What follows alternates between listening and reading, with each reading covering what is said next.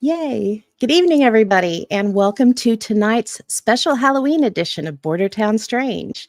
It's titled Don't Look Out the Window. I'm Pam, and this is my co host, Jess. And tonight we're going to be sharing stories about why we don't want to look outside at night. Why don't we want to look outside at night? What is out there that is so bad that we shouldn't want to be looking at it? Maybe the real question should be what is out there that we don't want to see us noticing it? Dun Eh, dun dun. Dun, dun, dun. Not gonna lie, we both got a little creeped out researching this one, but We before certainly we did. dive, we did. Before we dive into the spooky stuff, Jess has our what the weird word. So let me pull that up here. Here we go. Yeah. So this week, because I was kind of thinking about a word that would kind of go with our theme this week. And while this one doesn't, the window part kind of caught me. So, window areas. If you're a fan of John Keel, you definitely know this word. And if you're a fan of the Mothman prophecies, you're most definitely a fan of this word or words, I should say. So, window areas, and I'm going to put on my glasses today because I've been half blind lately. Uh, this is, of course, a term coined by John Keel himself, most famous for the Mothman prophecies. These are physical places around the world where paranormal activity of all types are often observed. So, ghosts, cryptids, UFOs, high strangeness in general.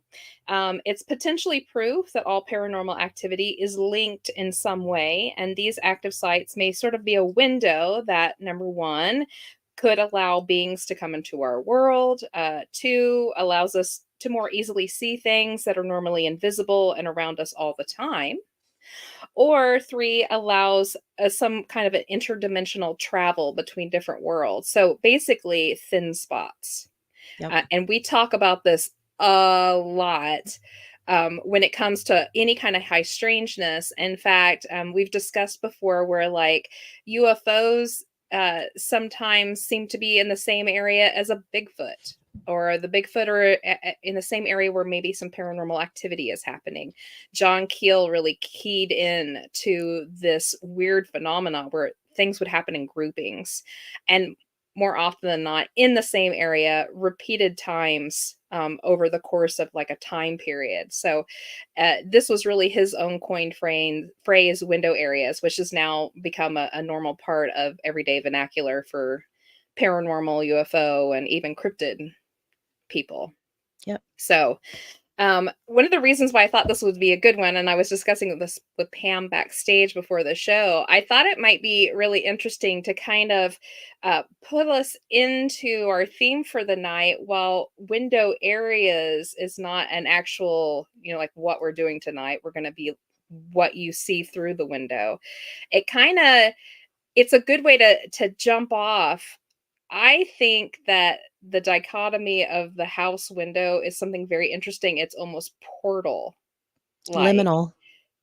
It's a liminal space, but it's like a faux pas liminal space. Yes. So when you leave your home or you come into your home, you're not supposed to use the windows.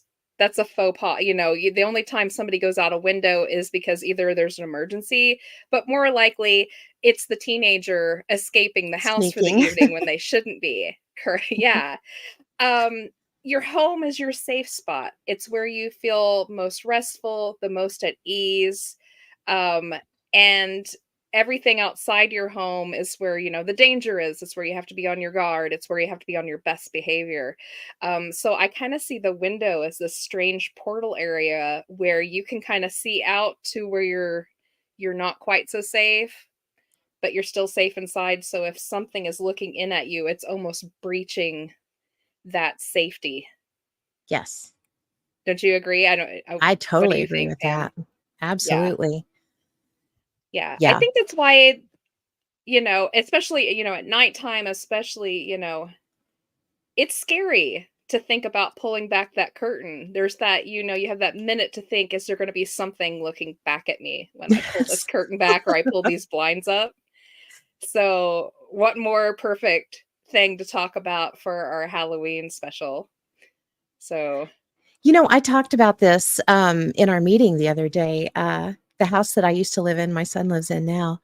And when we lived there, the kitchen, it had like this island.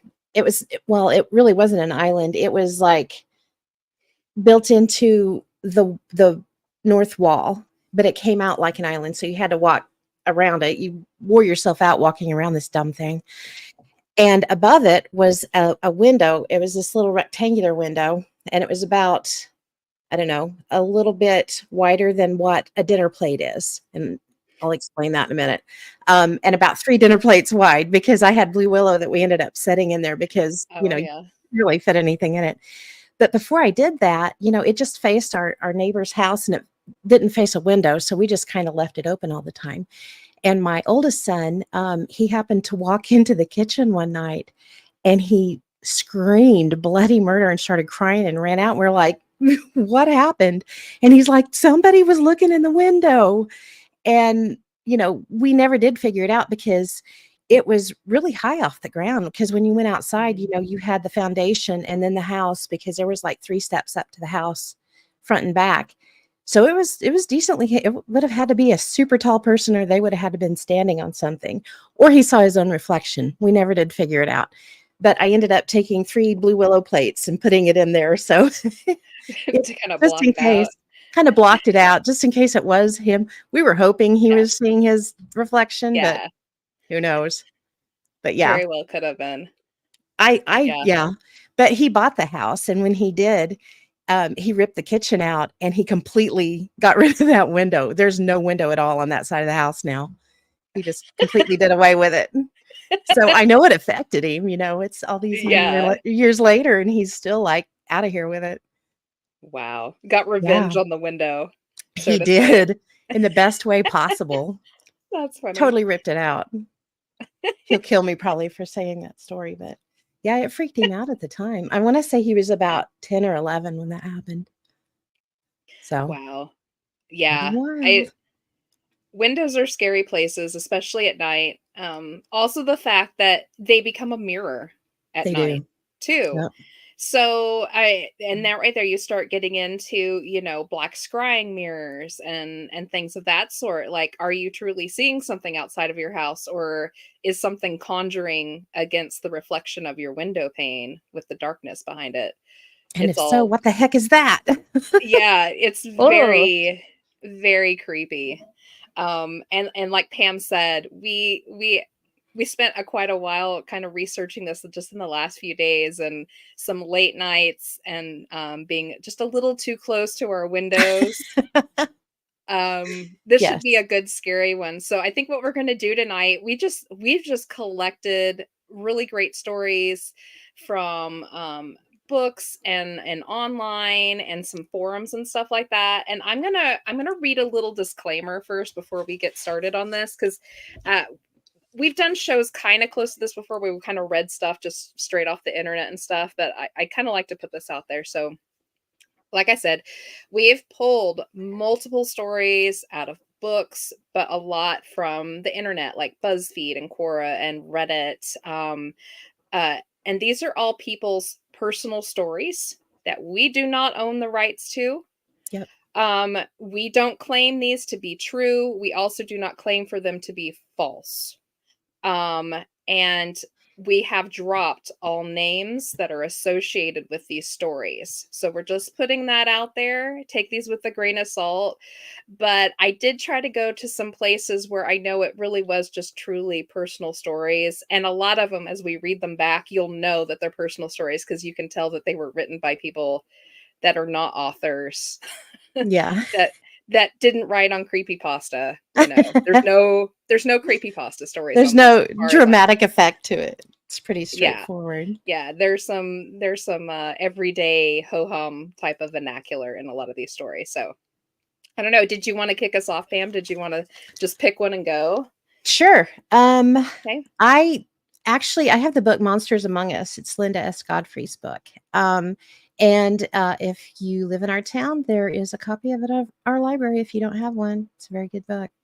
Little shameless plug there. Um, this particular one, it comes from Decatur, Illinois, and it's from the early 2000s. And Linda had actually written about this originally in Hunting the American Werewolf, but she kind of recapped it in Monsters Among Us. So basically, it's a middle-aged couple, and they're awakened one night by a sudden and a profound silence when, normally there's like crickets chirping and all that stuff, but sometimes it's that immediate silence that will jerk you awake, and that's what happened to them. And they're looking out of their front window to see what's going on outside. And they see these 4 upright dog-like animals proceeding in a single file down the street towards the neighbor's house.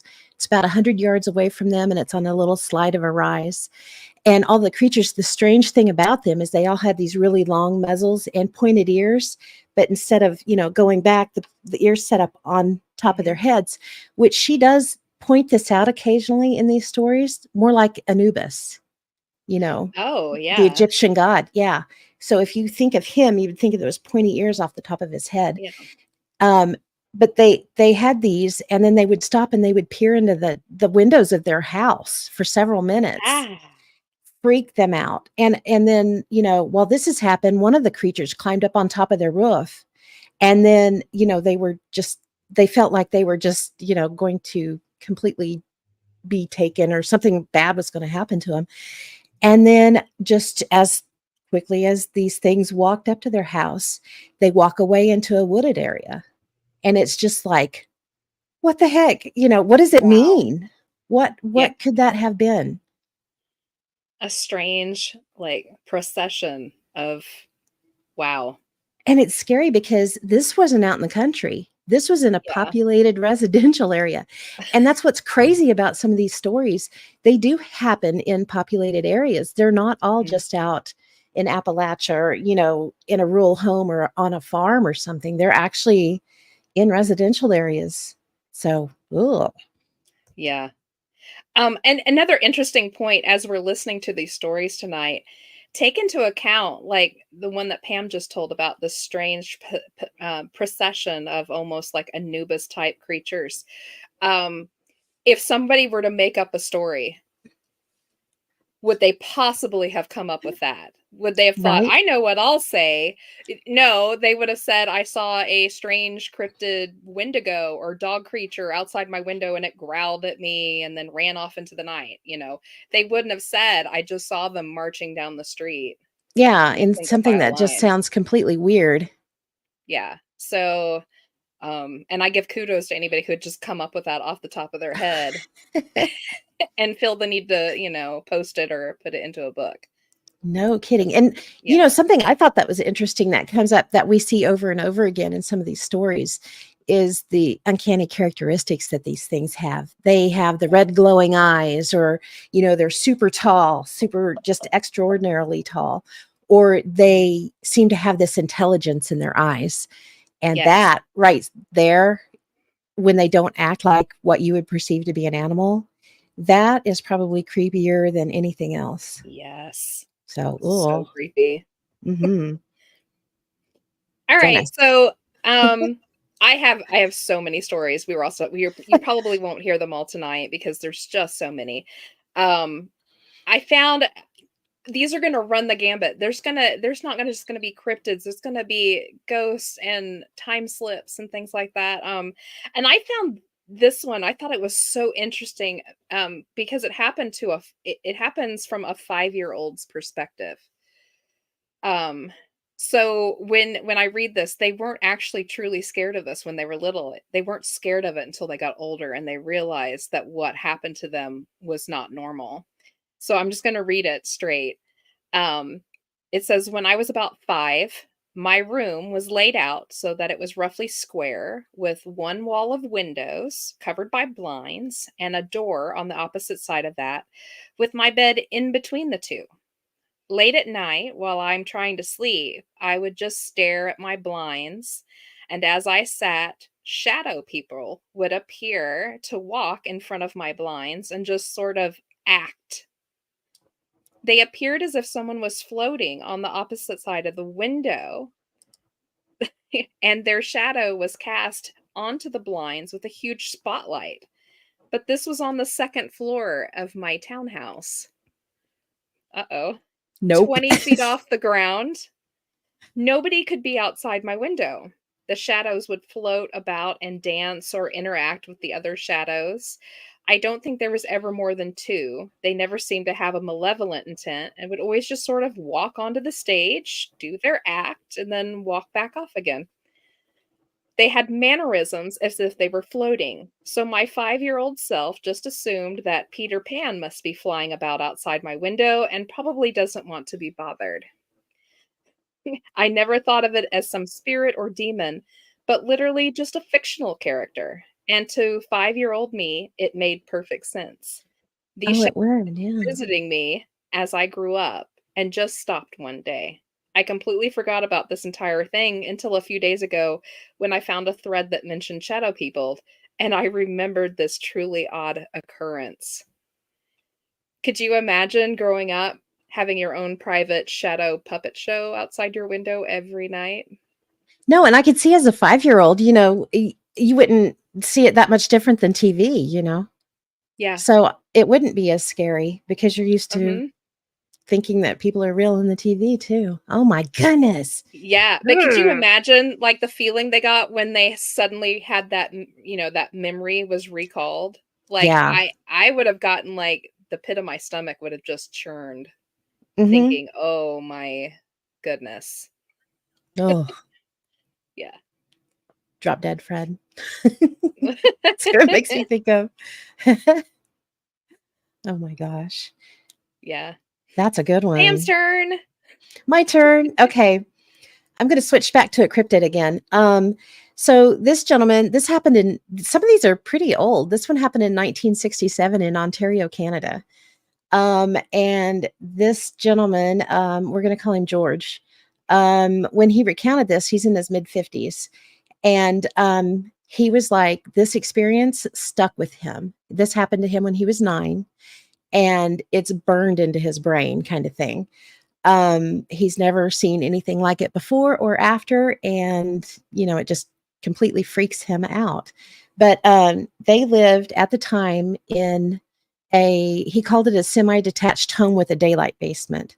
So it's going to be a house that's off the ground, with quite a few stairs up to it. So Yeah. the daylight basement, you're going to have windows that actually show into the basement. Well, that's what that means. Um, so his father worked nights, so it was usually him and his mother and his sister that were home alone in the evenings. And he was a huge Universal horror movie fan. So he liked like Creature from the Black Lagoon and Dracula and all those things. And he always built like the little monster models. And so he had a whole bunch of those. So he was really familiar with what Wolfman looked like in the movies, Mhm. and things like that. And so he was watching Creature from the Black Lagoon. And when it ended, he turned off the lights and the TV, and he went in, and he was going to stay in the room that his mom was in. And she was like, yeah, you can stay in here, but bring my ashtray. And he was like, oh, okay. So he goes in, this is 67. So Yeah. mom smoked in bed in 67. So when he gets it and gets back to the bedroom, there's like a window that's directly above her bed. And when he walks in there, he sees this thing staring at him above her head on the bed. Oh god. And he says, uh, a direct quote here is, staring and glaring at me with bright yellow eyes was a huge werewolf, snarling and showing its teeth.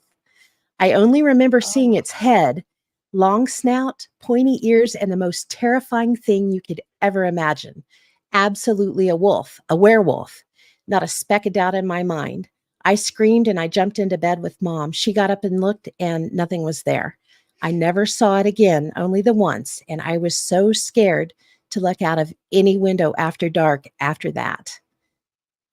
Oh my Could gosh. you imagine? Hmm. And what's really So wild is he creepy. went back. His parents sold the house and they moved, but he went back home years later and asked the new owners if he could, go in the backyard so he could Mhm. see the back of the house and determine how tall this thing would have had to be for him to see it. And so he went back there and measured. And so he believes that the dog man slash werewolf thing had to be at least 9 feet tall or more. for it to Oh, be seen wow. through that window in 1967. His only other thought was it had to get a great big box and stand on it, but there was no evidence the next day of anything being out there. So, yeah. Oh, wow. That reminds me of, do you remember Phil Knight's story about the Cheshire Fox in his Yes. bathroom window? Yeah, it for all of you at home, if you've never Phil Knight, we do On the Fringe with him, and he's been on here once or twice before too. He has a story he tells when he was very young. He grew up in a very old farmhouse where the window sat very high off the ground. There was a lot of like foundation and then, old farmhouse shiplap up to those large windows. And their bathtub was right by their bathroom window. And he said he was very young. I think he was like 5 or 6 at the time and was sitting in the bathtub playing with his bathtub toys and taking his bath. And he said he turned and looked, and right there in the window was this huge, like, fox face. He said it reminded him of a fox. And he was kind of staring at it, and it was kind of staring back. And he said all of a sudden it grinned. And but the grin just kept going and going and going, and it had little tiny sharp jagged teeth and this like maniacal Cheshire smile. And he Nope. figured out later on that that thing had to have stood like 10, 11 feet in order to have comfortably gotten its head into the bathroom, window area. So, God. Yeah, and that's stuck with him. Look how young he was. I mean, things like that Yeah, when they happen, they just burn into your brain. they do. And, Yeah. we were talking about that not too horribly long ago and got to wondering if maybe that wasn't more of a dog-man creature, but if it was that big, it probably wasn't. It's hard telling. It may have been a fae. Who knows? Yeah. Who knows? Mm. Crazy stuff. All right, so I have a very if this one doesn't scare the bejesus out of you, I don't know what will. I found this one, and I did a little bit of work on this one because it actually it came from someone who was foreign, who did not speak English, wasn't their first language. So I had to really kind of go through and kind of make it readable. But it's totally worth it. And I'm just gonna read it because it's insane. It's called the Hello Man. Hi, Just Ian. Hi, Ian. So it says it was around 12:30 a.m. I had just gotten off work when I pulled into the driveway. It was very dark, darker than usual. The summer night was oddly cold and smelled of a fire, and I remembered that so well. It was absolutely silent, and I could hear my own heartbeat pounding through my ears. Now, I want to just say here, this is very reminiscent of time storms, um, the Oz effect right before something crazy is getting ready to happen. And once I read through this, I think Pam's going to agree with me that there's a little touch of something else going on with this. When I got into my house, it was freezing cold. I had wondered if I'd left the air conditioning on. I went up to my room and immediately put on a jacket. I lived alone. I did have a cat, though. He's a very kind, loving cat and is always excited to see me when I get home. But tonight, he didn't greet me at the door like he does every night. After about half an hour of looking under the couches and the coffee table, I found him hiding behind the toilet in the bathroom. I tried to get him out, but he scratched me, drew blood even. He had never, in the 3 years of having him, ever scratched me. He let out this awful hiss that I'd never heard him do before. I decided to just let him be, and eventually he would come out. I went back to my room and started getting ready for bed when I heard a strange sound. Someone was just outside my window. My curtains were closed, but I could hear someone shouting, "Hello." I froze for a moment, listening to the sound of what sounded like a man, maybe. I quickly turned off my lights and got down behind the window. I was terrified. What kind of a person would be out this late, and why was he shouting at me through my window? I decided to take a look. I slowly crept my head up, as slow as I could, and drew back the curtain only about an inch. This man was about 6 feet tall. I could just see the outline of him, but he looked well put together. His hair was shining in the light of the street lamp. It was sleek and shiny, almost greasy looking. His face wasn't well lit, but his smile was abnormally long, and his teeth were too white. They looked fake, like he'd gotten a bad veneer job or something. He was wearing a dark suit. He kept shouting hello over and over and over again, each time with a 5-second pause, but every word sounded exactly the same, like he was on repeat. So it was basically as if someone was just replaying the same hello over and over and over again. But the worst part was he was waving directly at me. With every hello, he waved. His hands were too large for his long, skinny arms. He looked odd. He had an unproportionate body, and I was terrified. As fast as I could, I jumped to my bed and grabbed my phone. I started to unlock it and dial 911, but I realized it had gotten quiet. I could no longer hear the strange hello. I ran to the window, and he was gone. That's when I could hear loud thumping, and suddenly there was running up my stairs. The most Mm-mm. unhuman sounded running. I could hear my cat hissing and growling at whatever was out there. Then I heard the sound of cracking bones and yowling from my cat. I shouted to the man, "Please stop," while pushing my face against my door with tears running down my face. The quietest of whispers spoke back to me after about 30 seconds. Hello, through my bedroom door. Even Oh, though he was on the other yeah, I could picture his awful smile with his face pushed up against mine with only that inch-thick door stopping us from meeting face to face. I started breathing heavily and asked him why. I could hear his breath against the door. He started banging his fist against the door, screaming, "Hello, hello, hello." I ran back to the window and went into the fetal position, covering my ears. I was rocking back and forth what felt like an eternity. I was so panicked and scared that I didn't realize it was again quiet. I stayed there until I could see the morning light just to make sure he had actually left and wasn't sitting there waiting for me the whole night. I got up slowly, went to my bedroom door to listen for any sound or movement. I couldn't hear anything, so I opened up the door slowly. Max, my cat, was sitting there, licking his paw, waiting for me. He got up and rubbed his side against me so calmly. I just cried and picked him up. I still don't know exactly why all this happened to me or why. I know it couldn't have been a dream. I know it was real. I know this really did happen. I haven't told anyone this in fear of getting sent away. And that was the end of the oh story. my God. Mhm. Holy cow. Enzo Yeah. said Now that sounds like it's something that's imitating a human. I would agree. I thought it sounded almost Men in Black. Yes. Yep. Yeah. And I will say this, like, I chopped it in half. So I took out half of what was in there because he this person just kept repeating themselves in different ways trying to explain what was happening. So I was trying to break it down so it was readable tonight. Um I didn't pull out anything important, but it was just literally like just the ramblings of someone trying to remember everything that had happened, and he kept tossing back in stuff that oh, I forgot to mention this from before. Mhm. So I know this wasn't, like a creepy pasta or something like that, but could you imagine sitting there all night thinking that something had come in and just basically ripped your cat apart, Yeah. only to open that door in the morning and find your cat perfectly fine? So, like, what happened that night? It's like it threw the sound to make him come out, to try to get him to Yeah. come out to it. Yeah, maybe. I don't know. Oh, Scary. Yeah. holy crap.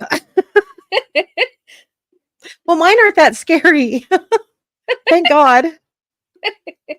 I enjoy a Well, scary lighten the story, but mood then, ooh, Pam. gah. Okay, so I'm gonna go back to another cryptid again. This is from 2015. This is called the Calgary creature. And this one's from Calgary in Alberta, Canada. Um, so this woman, this kind of goes back and forth because they tell a little bit about some outside experiences, but they play up into um, looking through the window experience. So hang on, I'm gonna put these up really quick. Enzo said, "Weird. I'm glad these monsters haven't mastered doorknob technology." Amen. Right? Yeah. That almost makes you think, you know, how the vampire lore is, they have to be invited in. He made it in the house, but he still couldn't get into the room that the guy was in. So that's Yeah. pretty wild. And Alicia said, "Thanks. Now I won't be able to sleep." Yeah, same. Yeah. How funny. Okay, so this occurred in 2015. And this lady, when she got a hold of Linda, this is a Linda S. Godfrey story. Um, she called Linda on May 6th of 2015, and this had actually only occurred 2 days prior on May 4th. So she kind of prefaced it to say when they first moved into this house about a year prior, the family had started hearing strange animal sounds almost as soon as they moved in. So they have two different large breed dogs, and they raised them in kennels in the backyard. And the dogs were like on edge and agitated a lot. Um, but they would hear this particular sound. And when they did, the dogs would just lose their minds. She called it a mix between a howl and a cackle. And I'm not sure Okay. what that would actually sound like. I would like to hear that. But it was at a very different pitch than a wolf's howl. But anytime it started, the dogs would just lose their minds.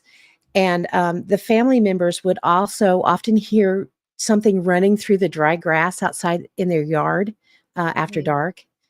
And then she and other family members, they would catch glimpses of something that would be moving extremely fast through the trees in the neighbor's yard, but they were never able to quite tell exactly what it was. So I mean, that's Yeah, creepy anyway. it Um, is. and then something also seemed to be like preying on small animals in the area. First, all the little animals disappeared. Then coyotes started disappearing. They just completely went away. And they thought maybe part of that was due to they had a gopher colony in their yard.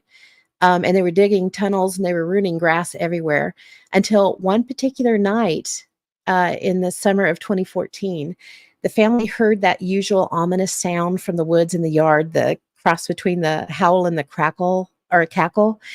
And Mhm. when they woke up, every single gopher was gone and they never came back, Wow. which is crazy. And then the neighborhood deer seemed to all vanish about that same time, too. So it's like something came through and Wow. just took out everything. Oh my Um, gosh. and then, so one night about 11 p.m., this was in 2014. So this was backing up a year prior to this other experience she had. Her daughter was a nursing student and she was coming home from work. It was pretty late at night. It was about 11 o'clock at night. And when she pulled in the driveway, she had her high beams on.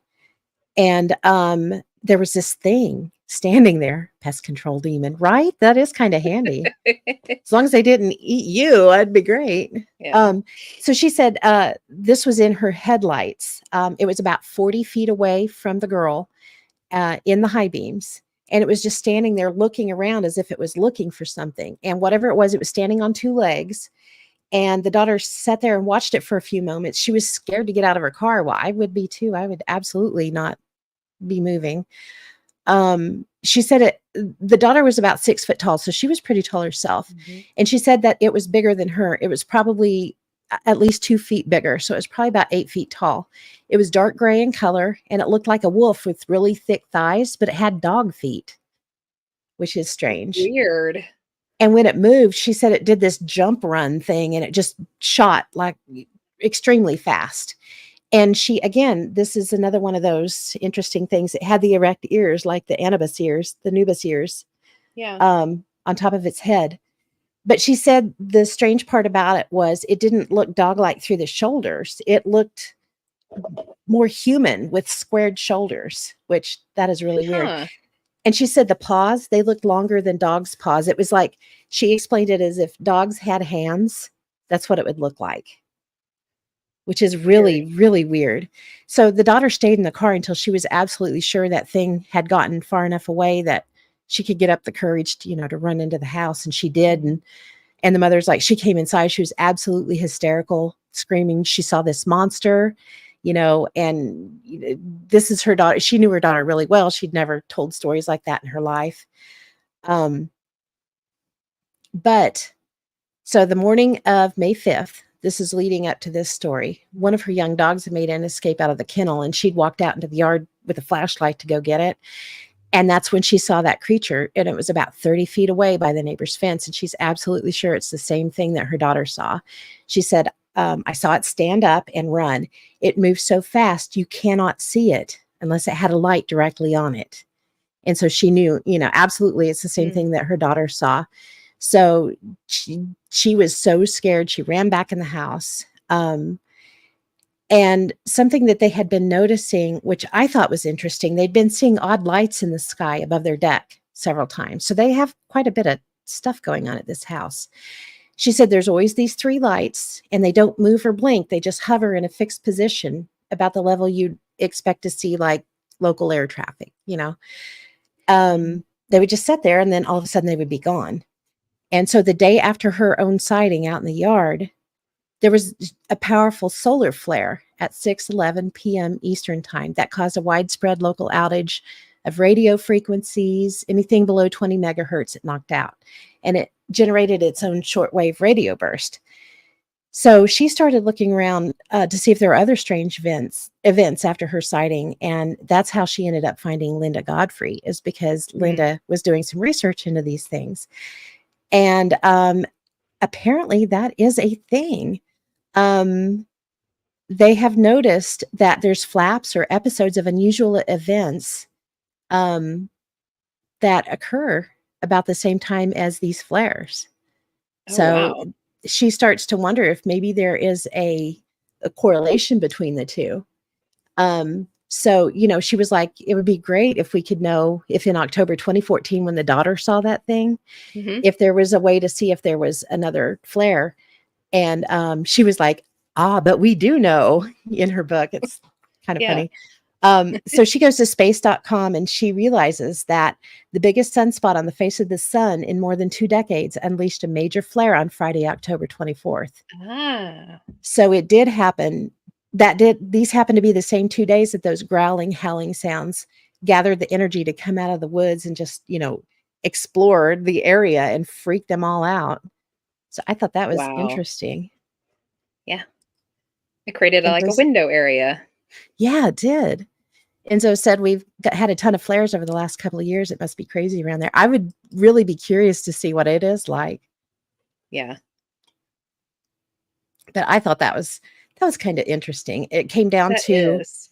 basically, the lights are what they were seeing through Mhm. the window, but these other things were occurring when these lights were showing up. Yeah, Ian said kind of a solar flare werewolf. Yeah. So what's it? It's like, is it tearing a little spot where it's letting these things through? Maybe. I don't know. I wonder if Perhaps it's that some kind of a shift?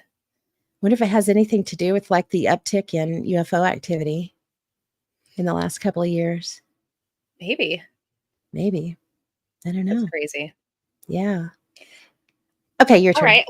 Yeah, I have an interesting one. It's got a mix of stuff happening in it. I just thought it was just really intriguing. So, it says, when I was 18, I used to enjoy looking out my bedroom window while I was studying or playing video games. One day I noticed something. In the distance out my window, I saw a large, very strange tree I had never seen before. Never in the previous 18 years that I'd lived there. The next few nights after I spotted this strange tree, I couldn't sleep, and strange things started happening to me late at night. I will list some of them here. He said, one, there was a light between 1 and 3 a.m. Some sort of light appeared in my bedroom. This light could only be seen clearly out of the corner of my eye, but when I put my eye on it, it would disappear, only to return again later. This light curiously did not emit light. It was like a flashlight that focused on you, but the flashlight didn't illuminate anything. So that's a weird one. He also said there was a shadow in the window that he felt like it was watching him some nights, and it made sure that he kept his window closed that entire summer. Uh, and then going back to the tree. So he said, speaking about the tree, it didn't actually do anything. Uh, it just sat there where a tree had never sat before. I tried to find that tree once, and I crossed the avenue and looked at the horizon again to find where the tree should have been, but I couldn't find it. So I walked a little more and nothing, and taking into account that due to the distance and the height of the trees along the avenue, this one should measure the same or even more. So I just gave up. It's been, quite a while since I found that weird tree. It really freaked me out because I lost the photos from my old phone that has views out that window from before the tree. One friend of mine said that, it probably got interchanged between universes, so who knows? Maybe there's another me writing about how that tree disappeared. Oh, maybe so. Yeah, I just thought it was super interesting. Could you imagine, like, you've had the same view out your window for 18 years, and one day you glance out there and suddenly there's a humongous tree outside that had never sat there before? And then all this stuff starts like popping up, but only for like a short period of time, like paranormal type activity. But the tree is still there, like today. And So, continues to be there. You know, and that's continues. funny because it makes me think, yeah, Enzo said it's one of those walking trees. That's kind of where I was going. Um, Yeah. I ran across the story and it was talking about don't look into the trees because you don't know what is a tree and what isn't. And you don't know Oh, what's looking back at you. That's what that yeah. reminds me of. Weird. That is weird. Ugh. Something else to fuel our nightmares tonight. No kidding. Goodness. So, okay, this next one, it's kind of a Native American view on prowling creatures, is what this one's along the lines of. Um, so, when it comes to beliefs, a lot of Native Americans, indigenous people that Linda had interviewed, they believed that the creatures that display the more human-like characteristics, kind of like we were seeing, you know, where you see the intelligence in the eyes, things like that, or the standing on bipedal, standing on the 2 feet. Um, they tend to believe those are more like shapeshifters or magical Mm, entities that have been created through, you know, the secret rituals and things like that. Which is kind of similar to a skinwalker, but different. And that makes me, when I saw this, the whole reason I wanted to bring this one up is it makes me wonder, we have been talking a lot, you know, there's been a lot of talk recently in the last few years about skinwalkers. mhm. Um, I wonder how much that is actual true skinwalkers as opposed to shapeshifters. Yeah. No telling. It is hard to tell, Mhm. but yeah. And that's something, you know, when you look at the upright canines, normal dogs, they're not built to walk No. on their back feet constantly. Some of them can, I Mhm. mean, they can be trained to walk on their back feet, but it's not natural for them and they're not built to do it. Mhm. But when these creatures are seen, that's one of the biggest things is they seem very comfortable on those back feet, you know, like they're made Yeah. to walk that way. Some of Um, them run on them. well, and that's what that one lady was saying, you know, it ran so fast you couldn't see it unless there was a light on it, Yeah, you know, and that's just freaky. it is. But Something I don't yeah, wanna be privy to. right. Okay, so this kind of leads me into this next one. It's called the Michigan Stalker Wolf. And this lady, she was about 10 years old. This would have been in northern Michigan in the 90s. Okay. And they lived very close to is it Mio, M-I-O National Forest, or it's I Mio, think so. Mio? Mio? Me I'll massacre it either way. So yay. Yay Yay. me. Okay. So she was 10 years old. We're going to call her C. That's going to be her name. So she had a couple of older brothers, and they were always jerky older brothers, you know, and they would play pranks on her all the time. And so they had gone up the hill to play, and she had taken her bike up with her. And so one of her brothers thought it would be funny to try to make her ride her bike down this really steep hill, and she refused. So her other brother took her bike and threw it down, And then the original brother took it and threw it off in the bushes. And so, she was like big jerks kind of thing. So she sets on Yeah. the stump at the top of the hill and they go away and do whatever they're doing. And, she's kind of feeling sorry for herself. So she's just sat up there for a while. And she said, out of the corner of her eye, that's usually where we notice these things to begin with, out of the corner of her eye, she noticed something walk by her. And so, she turned, she was assuming it was a deer. So she was like, sorry, I'm intruding. And then so she turns her head to look at it and she realized it's like this really golden color, which is not a Hmm. normal, it really odd for a deer. It's not a normal deer color. So she was like, it's a deer, and then she did a double take and she realizes it's got a snout and a point and pointy ears like a dog. But it was really big. She's sitting on this stump and its waist cleared her shoulders from where it was standing. It originally, when she first saw it, it was down on four legs when it was on the hill, but then she watched it stand up on its back 2 feet and it didn't scare her. It wasn't bloody or, misshapen or anything. So she wasn't scared of it until it got so close to her, she could feel its breath on her. Oh. And she was like, here's this 10-year-old. And she said, but the interesting thing was not once did it attempt to hurt her. So, and I'm going to kind of quote this here. As the creature stood up, she had a really good look at it. The creature had long hair. The color of its eyes was bluish green. Its muzzle sniffed the Oh. air. And the only reason I ran was because I felt its breath on me. I know my animals. I know what a wolf looks like, but this was not a wolf. It was not a dog. The front paws were shaped weird, almost like hands, but they were still made into a paw, which really sounds like that other woman's story. Yeah. When C finally ran, she became aware that this creature was following her towards her house. So she flew in and she stayed inside for the rest of the day. But she kept looking out the window to see if the creature was still out there. And at some point, she realized her bike was in the yard again. But both brothers swore that they did not go get it. They did not bring it back. And she was like, they're jerks. They Yeah.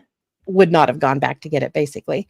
So when she finally did go outside, she saw paw prints that went all through the area between the house and the nearby forest. So after dark, she's in her room with the curtain open. She normally had her curtain open, so that wasn't anything unusual. When she happened to glance out the window and she thought she saw a person coming near it. So she got up and she shut the curtains tight. And then she sat there for a minute and she peeked back out and it had come closer.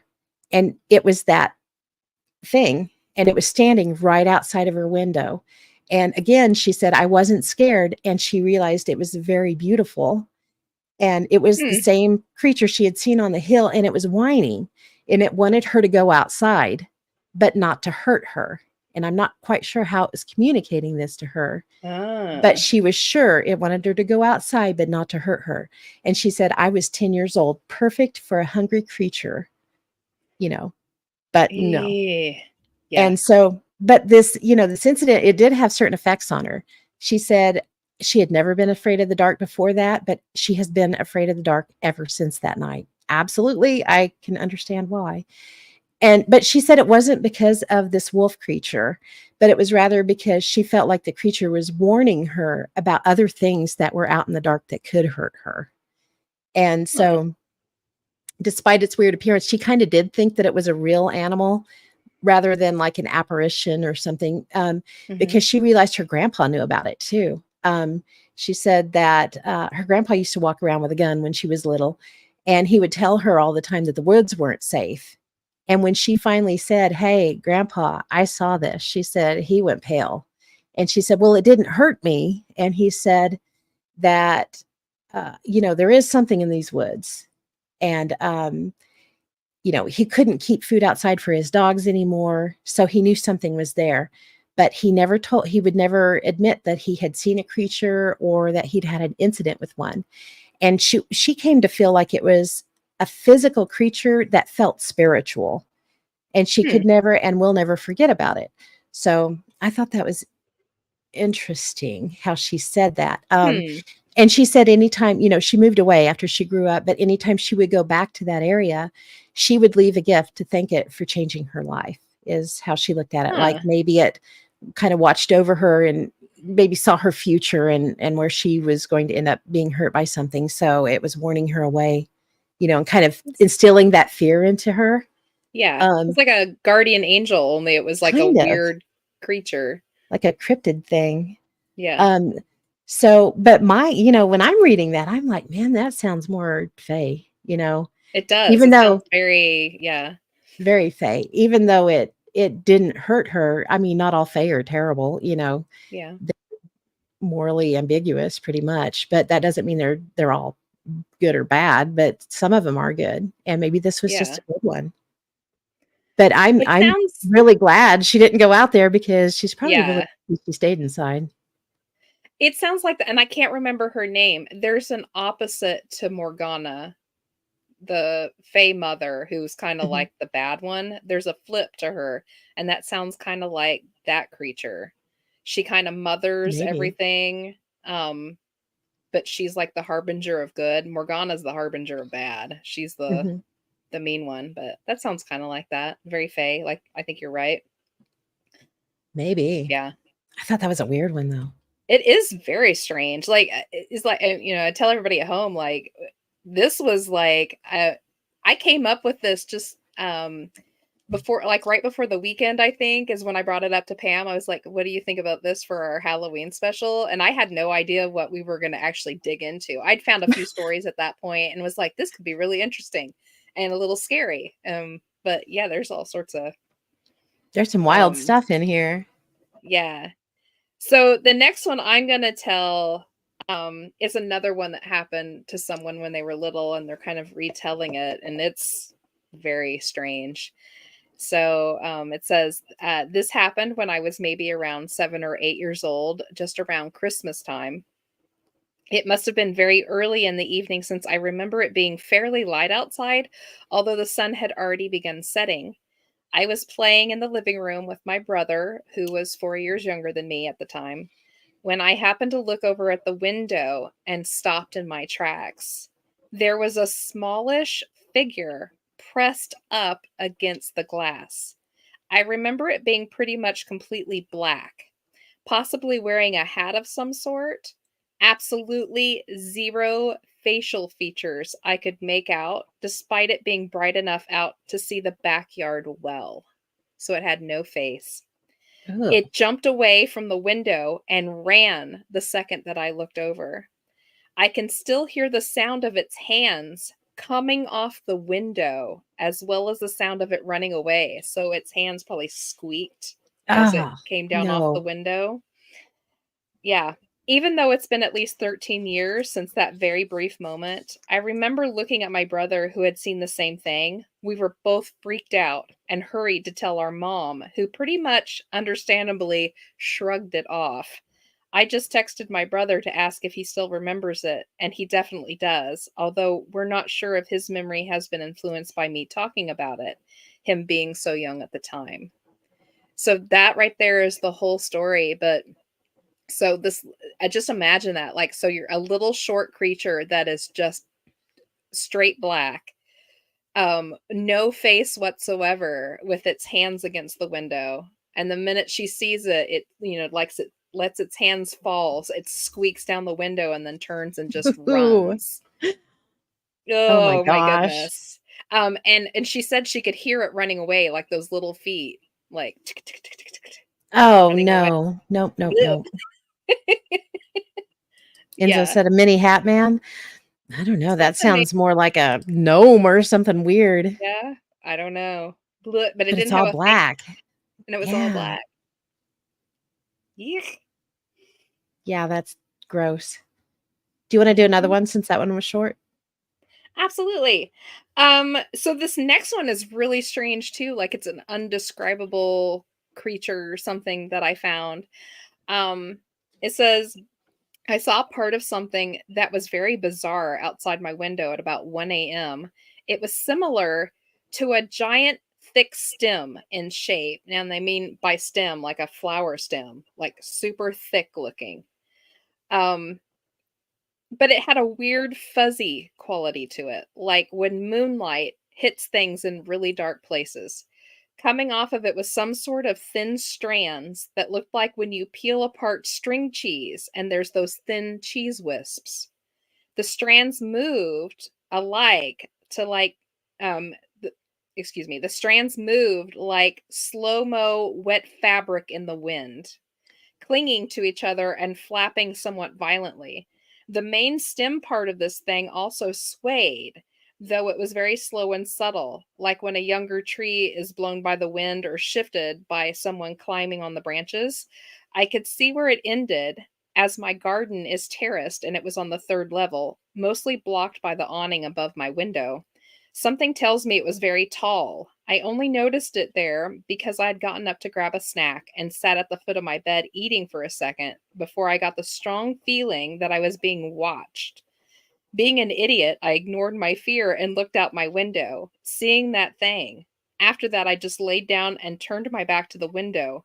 I wasn't really sure what else I could do, and something told me not to look back outside again. This was several months ago, and honestly, I felt sort of crazy every time I think about it because it's just so strange. I had convinced myself it was just a tree so I could sleep that night. But when I checked in the morning, there was no tree to be found anywhere near where I saw it. I also very commonly get the feeling that I'm being watched from that window at night. Ah, So yeah, like just think of like a gigantic, so I kind of imagine it as like a gigantic flower stem just standing there with these wispy, gross, wet-looking things just swaying around, and it's just sitting out there in his garden, like staring towards the window. it sounds like a What really kind of a bad Doctor Who villain. That's what I was thinking. Yeah, like, I mean, and what do you do with that? How do like, do you go off and tell your mom, there's this weird plant stem with wispy things on it standing outside my bedroom window? Again, it's like you said at the beginning of this. This is a story. Who would make something like that up? Yeah. You How do know? you how do you make that up? I know if I told my mom that, she probably would have told me to lay off the NyQuil or something. Right. And so said I was thinking of a Fresno night crawler that was just standing still. Ooh, yeah, Oh, that's some yeah. Although yeah. not nearly as cute, I don't think. No, those are pretty cute. They are pretty cute. That's weird. Yeah, really weird. Goodness. Okay, I have a couple of really short ones here I'm going to throw Okay. together. This one I thought was interesting, and this comes from a different book. And it's kind of the sad part is it's kind of an aside to the original story. I just happened to run across it. So this girl, her name was Nellie, and she was from Michigan. But that's all it says. It doesn't say if this actually occurred in Michigan, just that the original storyteller to the original story was from Michigan. Okay. So it Mhm. just says it's this little blurb, and it just says years earlier, two young relatives of Nellie's said they were chased by a large lizard that followed them all the way home and was large enough to window peep at them after they went into the house. A lizard? And that's it. That's all that's there. And I'm like, are you kidding me? That's it. Did it I wanna know, like, what it looked like, how long did it stay? Did it do anything while it was there? Did Where it did they see it leave? to begin with? What were the Yeah, circumstances surrounding it? How long did it stick around? No, exactly. this is it. Two young relatives of Oh, hers said they were chased by a large lizard that followed them all the way home and was large enough to window peep them after they went into the house. That just made, all I see is a big Komodo dragon that like stood up on its back feet or something, you know? Whoa. ew. I Yeah, know. don't look out your window. No, definitely not.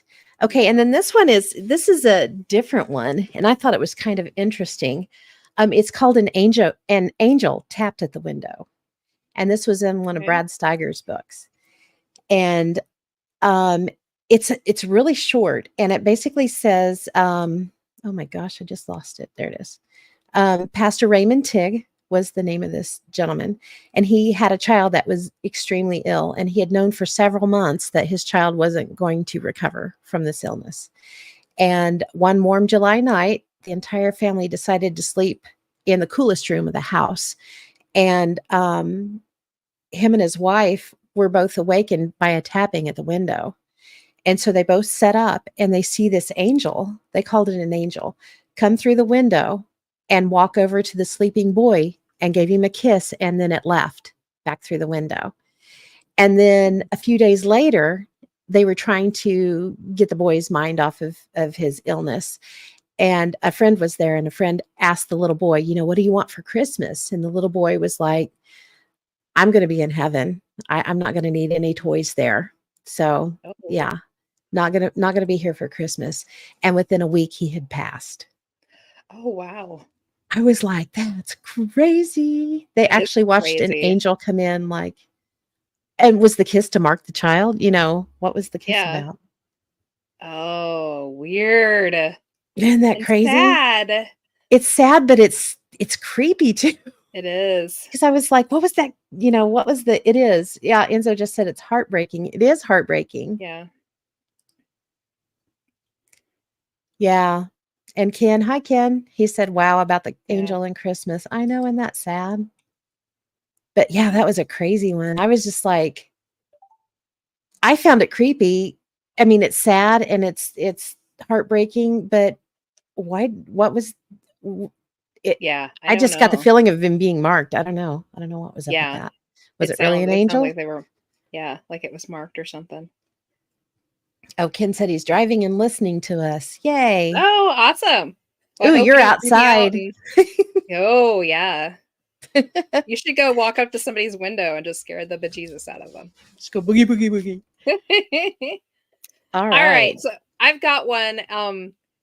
And this is kind of akin to the other one where, this is happening to a child so young that they don't realize there's anything wrong with it until they're older. So, and this one is another high strangeness amount of things. So, when I was little, 3 to 4, we lived in a neighborhood in Jacksonville, Florida. We had a fairly large backyard, as did neighbors on both sides, that backed up into a canal that led to a river.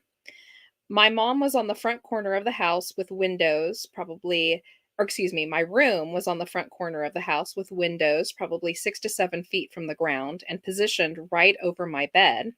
Since I was old enough to remember, every night I would wake up and I would notice a shadow against the wall and realize that it was coming from someone looking in that window. When I would turn my head to look, there was this fierce, terrifying, ape like face staring in at me. At the beginning, I was frozen in fear, and all I could do was pull the covers over my head and wait to fall back to sleep. This continued every night that I can remember, to the point where I started becoming at ease with it and noticed that maybe its features were not quite so terrifying, just what they were. Even when it seemed to smile, revealing long, sharp teeth, it knew when I was awake and when I was watching it, but it never did anything aggressive. It just stood there, watching. Then one morning I woke up and looked at the window, and there was nothing there. I can remember thinking that this was odd. I got up and went across the hall to my parents' room. They had a large sliding glass door facing the backyard. It was just starting to lighten up outside. I noticed movement at the corner of the house, and as I looked, I saw my watcher, huge, hunched, covered with a brownish fur, come shuffling down the path between ours and the neighbor's house. It hopped the fence with ease. That's when I noticed movement in our neighbor's backyard. There were several more of them, 5, 6, 8, I'm not sure. They were all just walking in a circle, around and around and around. The one that came from between our houses joined the circle, and then very slowly they all just faded from sight. I can remember just sitting there for a few minutes and not being concerned, then climbing into bed with my parents and going back to sleep. And that was the last time that I ever saw them. I can remember missing the face in my window. I have studied cryptids and paranormal for decades and have never found any mention of beings like them. I never felt threatened, and at the end, I seemed to realize that they were watching over me, maybe. I don't know. Wow. It's almost like, Yeah. I mean, were they, I wonder if they were watching over like the houses in general or just all of them over that child. Yeah, well, I wonder, like, he said he had, like, the one, he calls him Uh-huh. his watcher, and at first I thought it sounded very Bigfoot-like, but Mhm. he says at the end that he's studied cryptids and he's never heard of anything like what he saw, and then when he said, that morning when he realized that, his watcher didn't come and he went and watched through the back window, that it seemed like to me like he was watching them kind of come from the other houses and join up Yeah. in this one backyard and did that circle and then slowly started to disappear. I wonder if they were like they watched over those houses maybe or something? I don't Maybe there know. was I don't that is strange. It is very When you strange. when you first started reading it, it made me think of the gorilla in, oh, what's his name? Peter's son's closet on Family Guy. Oh, yeah. I don't know his That's name, but I know that's what you're talking about. originally I can't think of his name. That's originally what I was thinking, and then but no, that's crazy. Yeah. It also kinda brings to mind I know there's a story about a, young kid who saw these I can't remember if they were lizard people or they were aliens or what they were, but he would see them and they would be dressed in, like, human clothes and stuff, and they were, like, Mhm. his neighbors and, all these different people until one day they realized he could see them, and then he never Oh. saw them again. It's like Oh. Gotcha. so it's kinda like we're on that, he had the ability to see into a dimension next door or, something. Mhm. I don't Wow. know. That's pretty Yeah. wild. I thought it was pretty crazy. That is a that is a wild I wonder what the circle was all about. I don't know, but it kind of reminded me when you told your first story about the procession of the Anubis type of, that they were Yeah, just marching in this, and these were doing the same thing, only it was in a circle. Like, I wonder if that like a has fairy something similar. circle. I Ooh, keep going yeah, back like to a the fairy. fae, but yeah, Yeah, like a fairy circle. Hmm. I don't know, that's an interesting one. yeah, it is. Okay, now this one's kinda crazy. This is an actual time slip, and, it's a little bit long, but not too horrible. It's just titled "Opening a Door to the Past," and this one actually was relatively close to us. It occurred at Wesleyan University in Lincoln, Nebraska, so I say relatively, it's about a 5 or 6-hour drive from us. Um, Jackie said Hannah Banana was the gorilla's name. That's awesome. Okay, so this occurred in the '60s. And they have an approximate time. It was about 8:50 a.m., October 3rd of 1963. And this girl, she was the secretary at the college, and her name was Colleen Butterbaugh. She was secretary to the dean, Sam Dahl, Dahl. Um, and she was on her way. She was doing her normal secretarial duties. She was delivering a message from the dean's office to one of the professors. And she opens a door and she walks into an office that basically was in the past.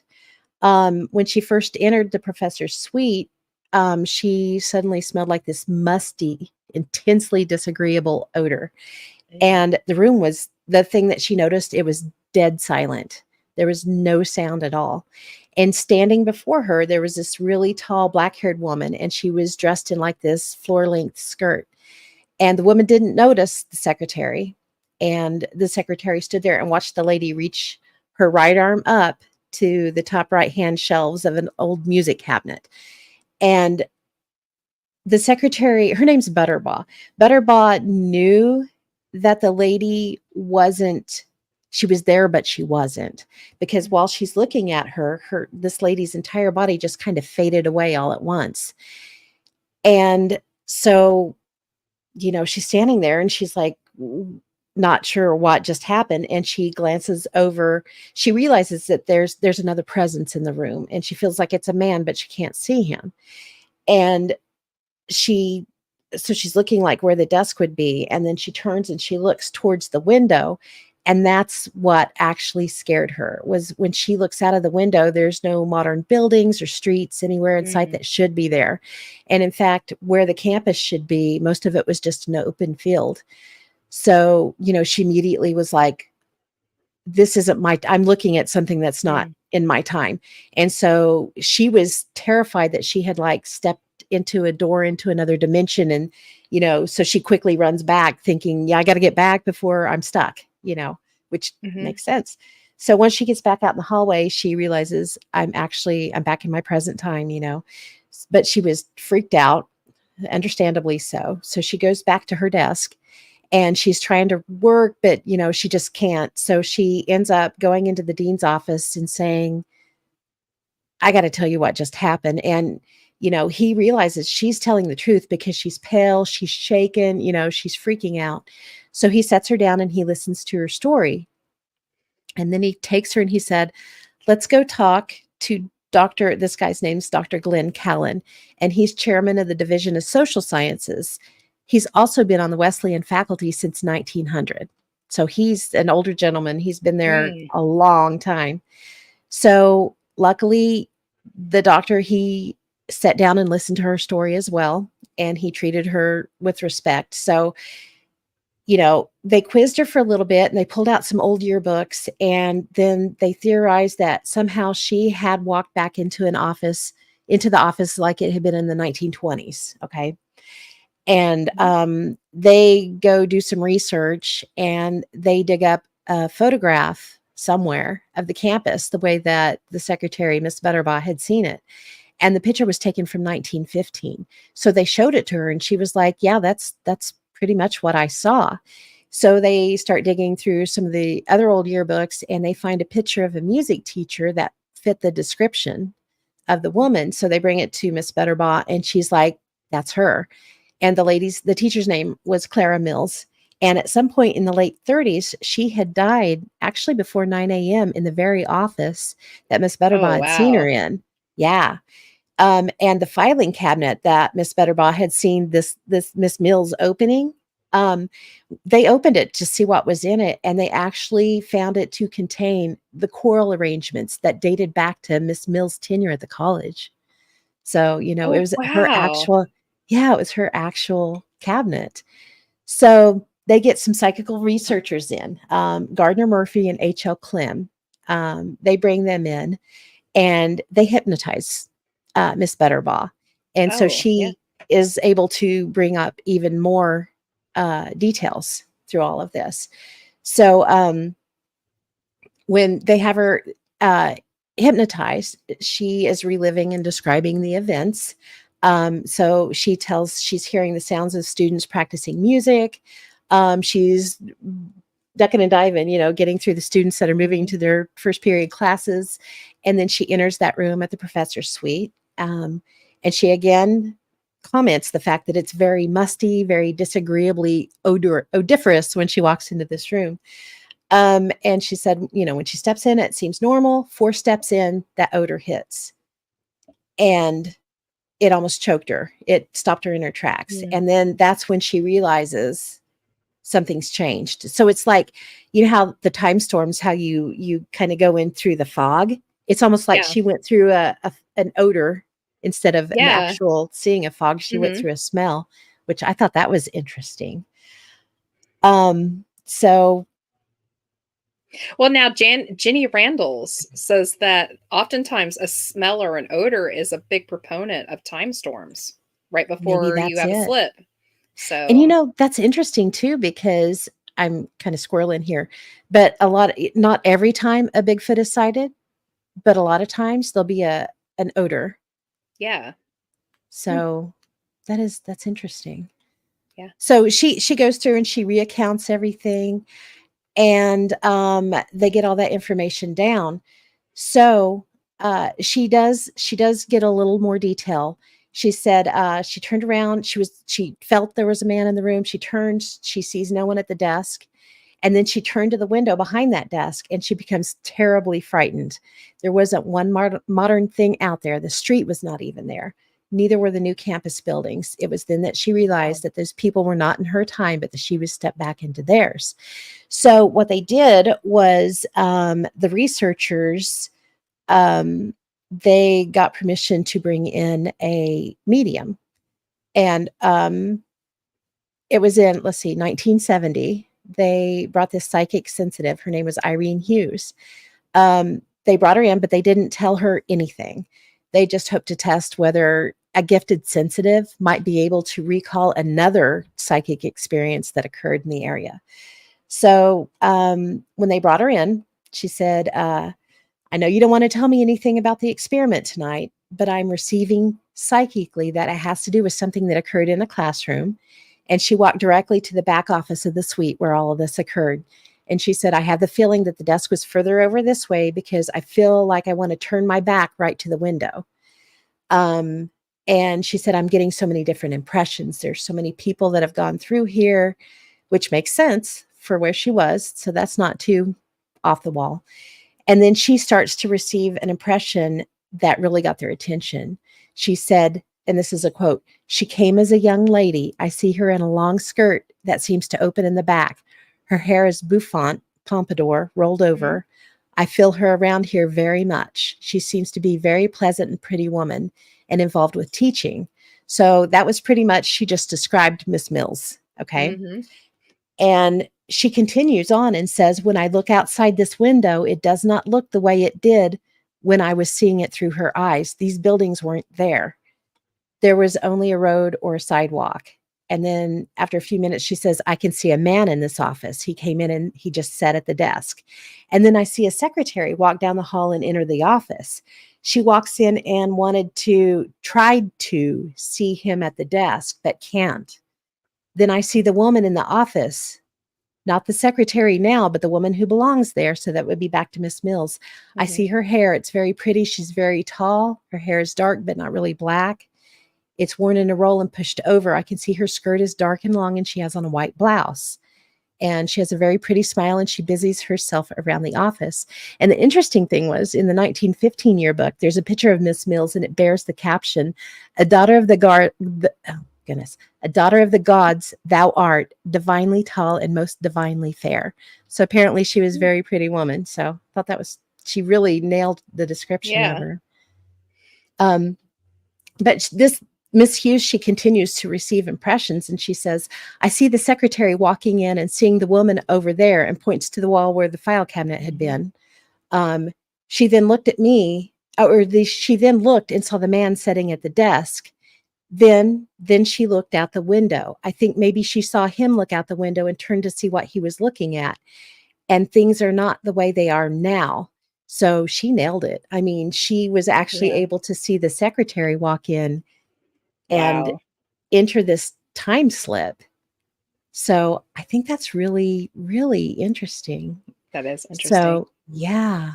Yeah. Um, Yet an yet another reason why we, like this Windows thing ends up being like a really perfect thing for us because it's going to touch on all these different kinds of weird phenomena. We're not just going to be talking about ghosts or cryptids. So yeah. super I know that interesting. was a little long, but I thought that was just so Yeah. cool to have an actual psychic come in and be able to perceive the time slip. That's the Yeah. first I had ever heard of that. I thought that was cool. It's really interesting. I wish I knew how all that worked. And like time slips, I mean, Pam knows like time slips are one of my favorite things. Like just it's so interesting. Um, oh, well, we I can't think go it's into all of that right now, but I think it's definitely one of those things that one day we're going to know how they work. It's probably not going to be in our lifetime though. Enzo says time slips are always wacky. I'd like to experience those, so I'll just hang around Pam for a while. True dat.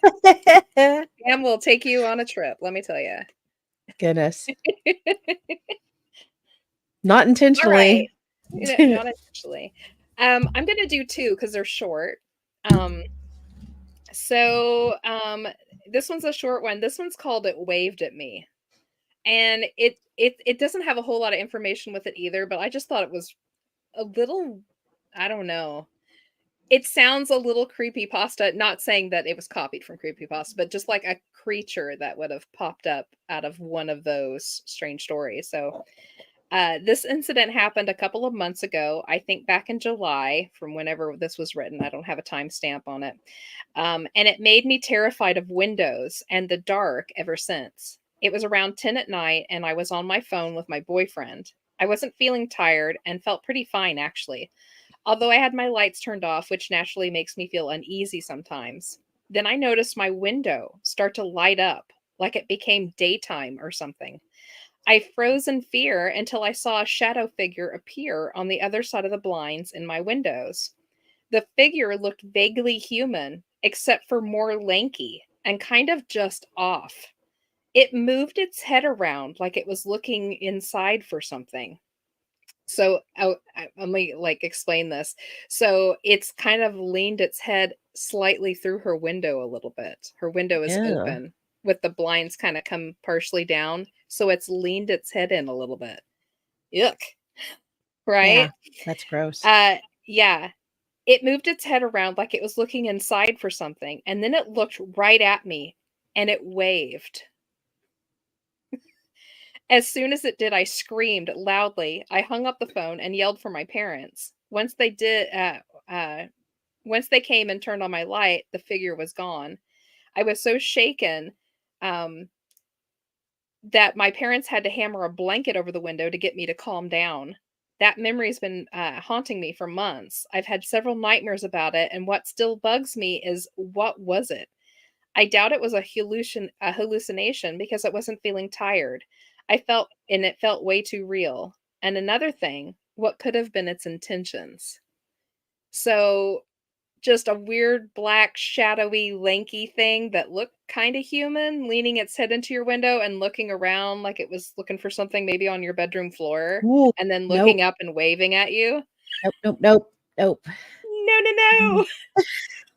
Yeah, that's why I had to include that one because I'm like, Ah, what? Why? Yeah, why? why? That's all I Why? can say. Um, this one is super short, but I decided to include it because it's just weird. So as a child, every night in my dreams, a man would be at my window, and bear in mind my room is on the third story. Every night, a different appearance, and he would just stay there until I woke up. But one night I had that same dream, but this time he moved just the slightest bit. He tilted his neck, and the second I woke up, I could see a handprint on my window. I Mm. brushed it away and tried to forget about it, but I couldn't. I still remember perfectly what happened. This was the last time I ever saw my window man. So it was something I doubt very seriously if it was an actual dream to have No, not had if it there's the a same handprint. time, like every night. Yeah. And then, ugh, It left something physical proof behind. Yeah. yeah. On the third story, just staring in at you every night. No, no, no, Blah, blah, blah, no. blah. Nope. Nope. I have a really short one here. Okay. Um, so this is a lady just, and I found this one on the internet. I was up late, like around 11 p.m., because my 2-year-old had a high fever. I was holding her in my lap as she slept while sitting downstairs on the couch. I was watching TV, but wasn't really paying attention when something moved out of the corner of my eye. That's another recurring theme we're seeing out of the corner of my eye. Across from the couch were two double doors with floor to ceiling windows. The shades were open and I could see out onto the back deck. Well, something was hanging off of the screen door that opened outwards onto the deck. It was swinging back and forth and staring at me the whole time. It looked Ah, like a black shape of a man, but the head was scrunched down like it was fused to its shoulders or something. I couldn't really see a ew. face, but it seemed like it was grinning at me. I just sat there frozen in fear, watching this thing swing back and forth and back and forth. I finally got up Ew. the courage to gather my daughter in my arms and sprint away from the family room and up the stairs to my room where I called my parents. They didn't live far, and my dad came over with his shotgun and walked around the perimeter of the house. He didn't find anything, not even footprints, but I know what I saw. I was wide awake, but nobody wants to believe me. I still get freaked out when I lay on the couch late at night, so I always close the blinds and lock the door. Ugh. Goodness. Blah. That was terrible. That one is terrible. Ew. Ugh. Okay. Yeah. Creepy stuff through your window. All right. Okay. So this one. Okay. Last week, I was at home watching a movie. I was reclined in my chair, which faces a window that faces another building with a small amount of grass between. I live in a basement apartment, so the windows are at ground level. They're about 2 feet tall and about 3 feet wide. I dozed off and fell into a deep sleep. My dog was sleeping on my lap. I'll mention that my dog barks at any animal or wind rustling leaves outside the window. Um, no people ever walk by it given its location, but occasionally a bird will come by that it will bark at. I wake up abruptly from my sleep with intense alertness, my eyes open wide quickly, like an instinctual response. I remember immediately feeling like I was being watched. Simultaneously, I look straight up at the window. I'm staring right at this face. Our eyes are locked on each other, and I remember feeling nothing but extreme alertness and fear, but also very calm. I had this absolute knowing that it had been watching me sleep for a while. It felt more curious than threatening. It was bizarre, and I felt like I couldn't move, like I was being hypnotized. Anyways, we stared at each other for a solid 20 or so seconds. I'm just lying there, still unblinking. My mind was shifting through possibilities to rationalize logically what this could be. I wanted so badly to believe that it was just an animal, but its face was bare of fur with human colored skin. It was very small. No way it could have been a human. It had to have been about the size of a 1-year-old child, if that by the size of its face. I couldn't see its body because it was dark outside, but my apartment was lit by my Christmas lights. It looked like it was leaned in on its arms with its face as close to the window as possible. So it was like, leaning in, looking in the window.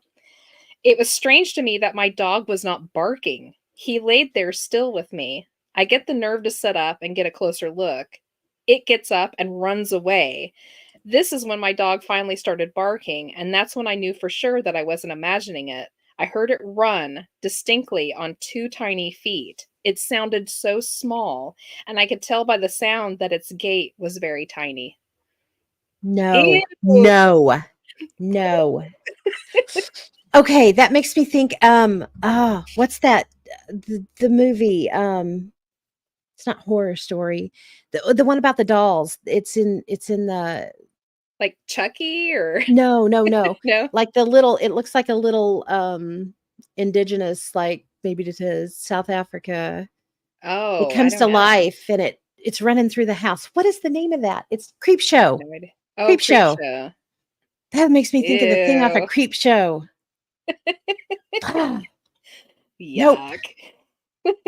Nope, nope, nope, nope, nope, nope, Nope, nope, nope. nope. Okay, I got a short one. And Okay. this one's called I took this one off the internet. Rearranging the kitchen at night is shadows work.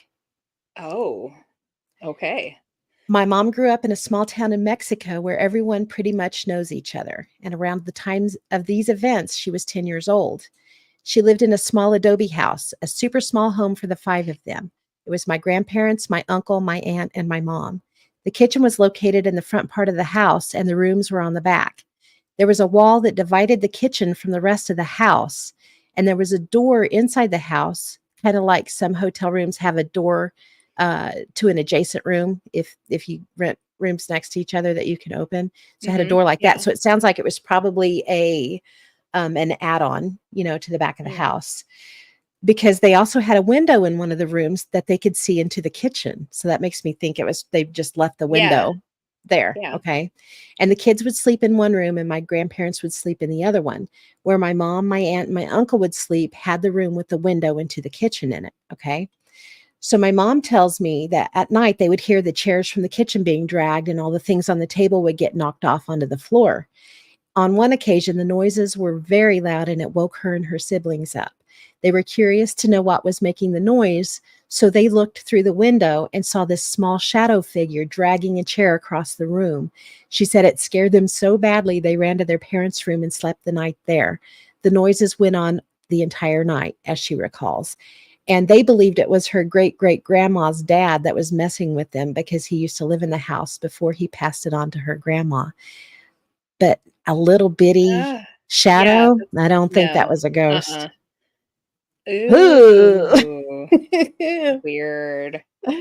Jennifer said you guys are nailing the creepy stories. Yeah, we Yay. are. And I'm getting ready to Oh, tell one Ken's right. Trilogy of Terror. Yep. trilogy of terror.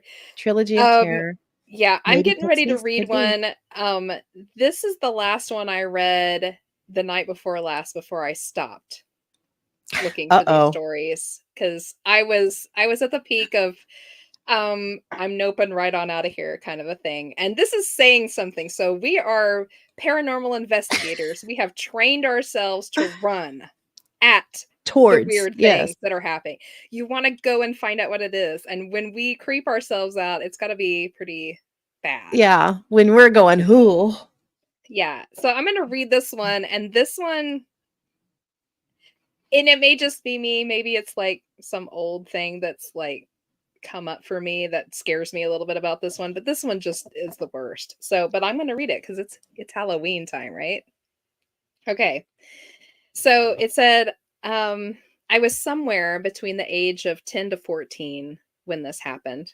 Growing up, I lived on a very boring street in a middle-class one-story house.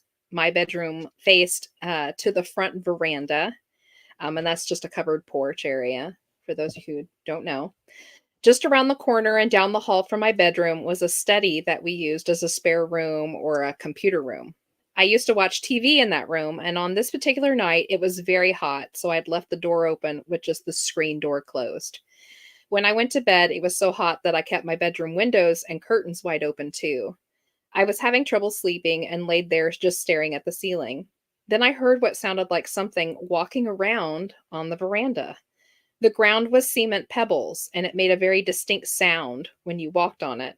At first, I assumed it was one of my parents, but it was very late at night, and that wouldn't have made any sense. I craned my neck to look up and out of my window. In the dark, I saw a gaunt, skeletal, hunched over figure slowly shuffling towards my bedroom window. It made a raspy sound as it shuffled around. I was fairly certain it couldn't see me, but from the way its head was moving, it looked like it was searching for something. Despite this creepy thing happening outside my bedroom window, I still felt somewhat safe in the comfort of my bed inside my locked house. And then I realized I had left that study door open. Oh, God. Of course. Yeah, all that stood between whatever the hell this thing was and my house was a thin screen door with no lock. I knew I had to lock that door and fast. This thing was almost at my bedroom window and would soon be at my study door.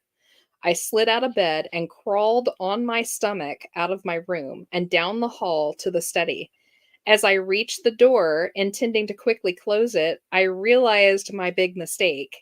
I would have to open the screen door in order to reach the door to even close it. Gah. Nope. Yeah. From where I was laying, I could see this thing hunched over and peering into my bedroom window. So Oh, he's seeing it down where he was just at. Goodness. I think I heard or sensed me laying there because it turned and started to shuffle over. It bent down to where I was laying. Gah. I held my breath as this thing put its face right against the screen and peered in at me. Its raspy breath sounded like death. In the dark, I could make out part of a face. It looked gaunt, sickly, either with very thin skin or no skin. I couldn't see any eyes, or they were simply empty sockets. I'm not sure. I didn't move as its face pressed up against the screen, looking right at me. Suddenly, its face distorted in terror, its eye sockets and mouth opening wide, and it let out this blood curdling shriek and suddenly bolted off into the night. I laid there completely frozen in fear, unable to talk, and just in disbelief over what had happened, and listening to make sure it was actually completely gone. As soon as I dared to move, I quickly opened the screen and shut and locked that door, and then ran back to my room, shut the window, and shut the curtains. I kept peeking through the curtain, expecting it to come back, but it never did. I think at that time I was hoping that it was a dream, which is part of the reason I didn't talk about it to anyone. But the memory of it has stuck with me for 3 decades now. holy crap. Could you imagine Jennifer said being we should have named this episode Nope. could you imagine you're scared to death, you're belly crawling to get to a door to get it locked, and it sees you and you know you can't get that door locked, and then it's just suddenly they're on the ground laying next to Ugh. you on the other side of that. Blah! Yeah, that's when I was just like, time for bed. Isn't it I'm Alien done. or Predator where the thing gets right in their face and makes that clicky, knocky sound? Yeah. Ooh. Nope. Nope, Uh, nope, nope, nope, nope. blah. Ugh. Yeah. Oh my goodness. Okay, I have one left. Okay. And this one, y'all might be familiar with this one actually. I could not leave this one out because of all the window peepers. This is one of the most famous ones. And it's Mhm. Jody the pig from Amityville Horror. Heck yeah. So, yeah, in the original 1979 movie, Kathy goes to check on Missy, her daughter. Actually, it's George's daughter. And excuse me, in the movie, she hears Missy singing through her door, Jesus loves me. And she's standing there listening. She thinks it's super cute. So she peeks in and she sees Missy, and across from Missy is an empty rocking chair and it's rocking back and forth. So we're all, watching this going, oh boy, here we go. And Kathy walks in the room and she says, who are you singing to, princess? And Missy says, you scared Jody. Jody, Kathy asks, there's no one here, see? And she waves her hand above the seat of the rocking chair. Well, you scared her, says Missy. She went out the window. She went out the window, Kathy asks. Well, I better check and make sure she's not still out there, huh? So she walks over, and this is on the second floor of the house. She walks over to the window, and this is one of the scariest, in my opinion, parts of the movie. She goes to close the window, and you hear a pig grunt. And Kathy jerks back, and we see those two red eyes glowing, looking in the window, and then the eyes turn and seem to fly off. So we don't have a lot of pictures tonight, but I had to add in a still from the movie just because, Ew. ew. And this will probably be a really good picture to go along with a lot of the stories we've been talking about tonight. Yeah, actually, you can leave it up because I have a pig head story Do that's you? not Well, I'm not Amityville. done yet, so hang on. Okay. Okay. Yeah. So the interesting part is the movie is a little bit different than the book, but it's not as different from the book. This is what I was originally led to believe when I was looking online. I actually have my original copy, my 1976 book here, and I was looking through it. So early on in the story, Missy asks Kathy if angels can talk, which kind of leads us to believe that she's been speaking to an entity or an entity speaking to her. And at some point, George looks at the house and he sees Missy in the window and he sees this pig figure behind her. So we know there's something not good happening. But when you get on to page 96, at that point, Kathy looks out the living room window. Her and George are in the living room. She looks out the windows, and staring back at her were a pair of unblinking red eyes. So this actually did occur in the book as well. And I had read it years ago, but I didn't remember that portion. And then Kathy screams, and at his wife's scream, George whirls around and he sees the little beady eyes staring directly at him. So he jumps for the light switch, and the eyes disappeared as soon as he flips the light because the light's reflecting off the glass of the window. So he's like um, he's like headed out to see if he can catch it, and he's like, get my flashlight. So he's looking, he's not seeing anything. Kathy's grabbing his flashlight, and he goes out there, and he goes towards the back of the house, towards where the river is, the Amityville River, and standing beneath the window where they had seen the eyes, they could see the fresh, unbroken snow. But then they picked up this line of footprints that extended clear around the corner of the house. And no man or woman had made those tracks because those prints had been left by cloven hooves like those of an enormous pig. So the next morning, George follows the prints and they're still there and they lead to the boathouse. When he gets out there, the door's been ripped off the hinges. So at this point in the book, it makes reference of George remembering looking at Missy through the window and seeing that big pig standing behind her. So it's, coming to him, holy crap, that was real, something is really demonic or whatever. Now, to go along with this, Greg and Dana Newkirk, they do the Haunted Objects podcast. And they've actually discussed Jody the pig in their Amityville episode. And Dana brought up a very good point at the time. with all the crazy stuff that was going on with the parents, Jody was actually the one that was babysitting Missy and actually keeping her safe. So it got to be a running joke on the podcast. So, you know, it's a running joke to the point now you can actually purchase merchandise on their website that represents, and the way they put it is to represent your love for your favorite misunderstood and possibly demonic pig from the very first episode of Haunted Objects podcast with Jody's babysitting service stickers or t-shirt. So I thought that Yep. was hilarious. Wanted to make sure we added that in there. But but remember, you know, Amityville Horror was supposedly based on a true story, and there's a lot of things that have said that it's not, but there's a lot more that says it is. I think it got blown out of proportion with Ed and Lorraine Warren. Yeah. And a lot of things got added to it. But I think the base of the story, neither one of the Lutzes ever recanted that it wasn't true, even up until they died. They've both passed on now. Yep. Ken said, keeping her safe from hog heaven. Yeah. So, Crazy. yeah. Can't pass that one up. So I have a pig head one, so if you want to leave the picture up, you totally can. Absolutely. And this one actually mentions Amityville Horror because they thought it was so much alike. So in 2004, I witnessed a very disturbing image that still haunts me even today, even now that I'm 25 years old. That night, as my family was watching movies, I began to doze off and had the desire to draw rather than watch the movie. Luckily for me, my sketchbook was on in my bedroom, and as I walked towards my room, I opened the door and walked in. While the lights were off and my bedroom window open, I looked to my right to turn on the lights, but as I faced my right, I could not help notice the disturbing image just outside of my window. What I saw outside my window was the head of a pig, but not any ordinary pig.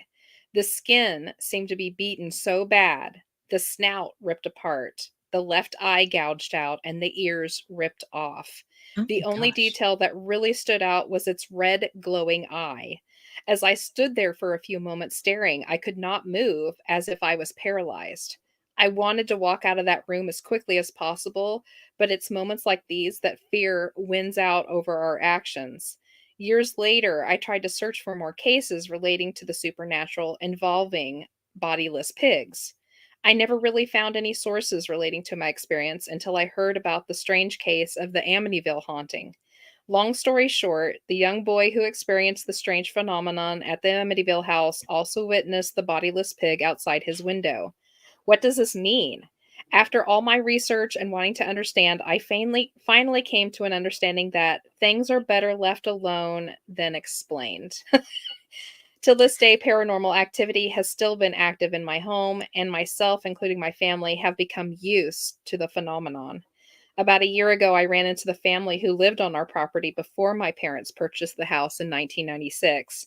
As we talked about the experiences that I and my family have encountered over the years, the father of the family did not seem so surprised. As I explained the headless pig apparition, he also talked about his experience about witnessing the same pig head outside his window.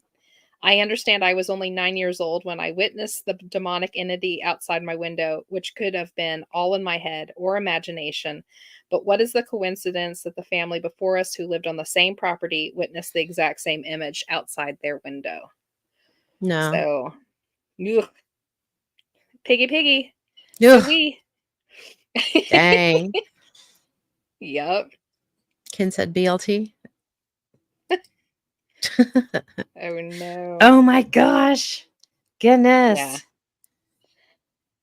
We All right. So actually we'll kind of lighten it up a little bit here. We're at yeah. 8:44, so we are actually prime time to start the notebook game. All right. So we'll walk away from the window. Let's everybody walk away from your window here. Yes, And for we'll play sure. some notebook game and lighten the mood a Bleh. little bit. We'll have a little bit of Halloween party time with the notebooks. Woohoo. So, Yay! as usual, make sure that you choose. Jess has 5 notebooks. So, choose a number I one sure do. through five for a notebook. And then, did you say 75 now? Yeah, Page 75 75 and or under? under. And I will say this, like, most of these are numbered, so it won't take me very long to get to them. A lot of people have been choosing 20 and under, and we're starting like once in a while I'll grab a notebook that we've had before and we're starting to repeat some stuff. So go ahead and pick those higher numbers. It's perfectly fine. If you were here last show that we had, Jess was actually on vacation. So, we had to play the folder game. I thought that And it was as worked. good. It was weird watching it from the other side of things. It was a little I have a strange. whole new appreciation for what you do with it, too. Okay, All Ginger right. said notebook 3, page 19, please. All right. Let me get to it. Aw, thanks, Enzo. He said the folder game was great. Yay. Yeah, I thought it was good. Okay. This page is on the Crosswick monster. So this is a cryptid. Um where is it from? Ohio. The Crosswick monster from 1882 in Ohio. So I'm just going to read it. The Crosswick monster is known from a single but extremely dramatic story from 1882, and it takes its name from the small town it was said to appear in, near Waynesville on the banks of the Miami River in Warren County. A pair of boys, aged 11 and 13, were fishing by a small creek when they saw the monster rushing at them. It grabbed the 13-year-old in its arms and ran with him to a large sycamore tree where it crawled into a hole. The boys' screams alerted some men working nearby, and soon a small army of 60 was raised to attack the tree with axes. As they worked, the monster emerged, dropped its prey, and ran like a racehorse across the creek, up a small hill, over a fence, and a mile or so north, where it reached a hole in a large hill under a heavy ledge of rocks. What particularly is fascinating about the monster is its description. It was described as having various reptilian characteristics and was said to be 30 to 40 feet long, but it is never once referred to as a dinosaur of any kind, but instead as a snake with arms and legs. The word dinosaur was itself still a relatively new term back then. It was coined in 1841 by Sir Richard Owen, and yet what really seems to be what is being described throughout was some of the details surprisingly up to date in the way we now think dinosaurs behaved, like its great speed and the fact that its propelling power was its tail, suggesting that it balanced itself with its tail rather than dragging it behind itself, as was the prevailing view of how dinosaurs moved in the late 19th century. The tale of the Crosswick monster comes to us from a 1968 Warren Historical Society pamphlet by Hazel Warren Phillips. It was one of the several stories of dinosaur-like monsters surviving well past the time any dinosaurs should be expected to be found in Ohio. Wow. Maybe that's the lizard thing that chased That's them what I was chicks thinking, right? up Back to to the their window. house because it was extremely fast. Yeah, maybe. Crosswick Oh, monster. Yeah. that's a good All one. right. So what do we got now? Okay, Jackie has notebook 5, page 41. Page 41. Okay. And she said it was fun as well. Yay. Thank you, Jackie. I tried. All right, getting there, getting there. Okay. Oh, okay. This is actually a listing page. So this is part of the uh Mandela effect listings. Nice. Yeah. So I'll just go over what's on this page. So, for all of you who don't know, I'm sure everybody here does know what the Mandela effect is, but years ago, people started realizing that they were not remembering, or they were remembering things quite differently than what they're saying things are. The most famous one is how Bernstein Bears is spelled with an A or with an E, kind Yep. of a thing. Uh, the Mickey Mouse one, Fruit of a Loom, whether it had a cornucopia with it, those are Mandelas. And this is just a simple part of a listing. We did a show with the guys over on What If Tomorrow on the Fringe on Mandela effects, and I have this huge listing. So I'll just read the one page.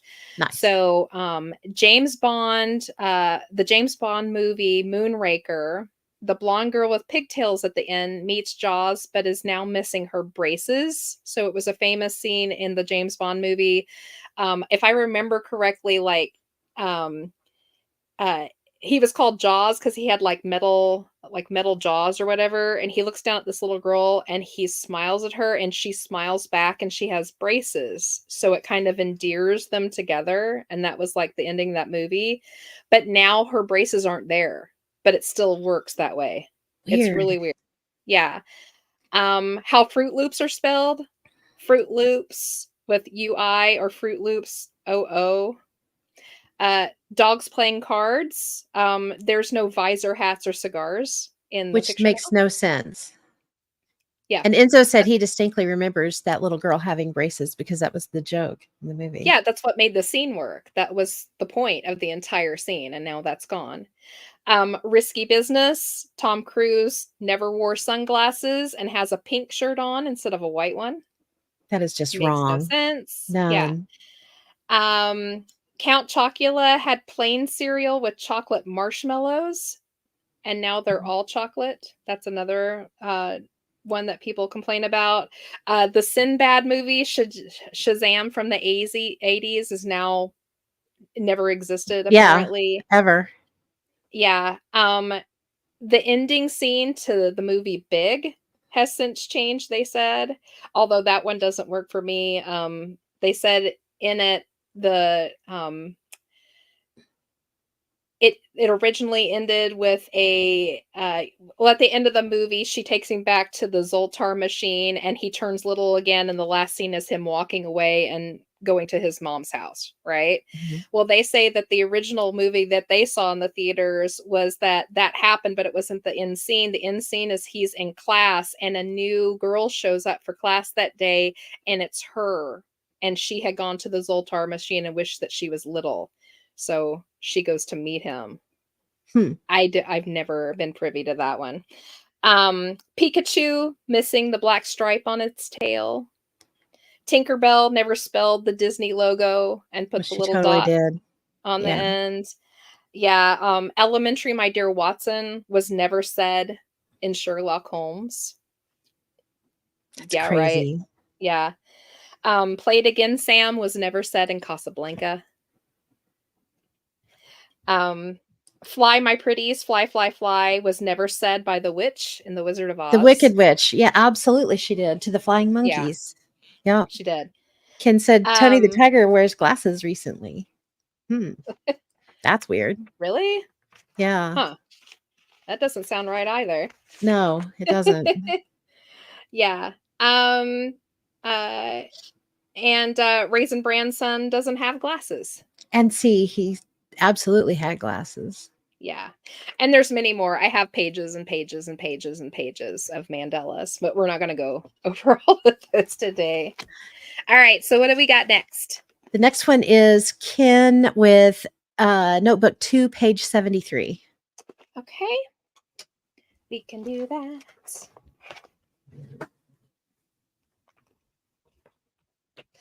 He put the 2 in another message.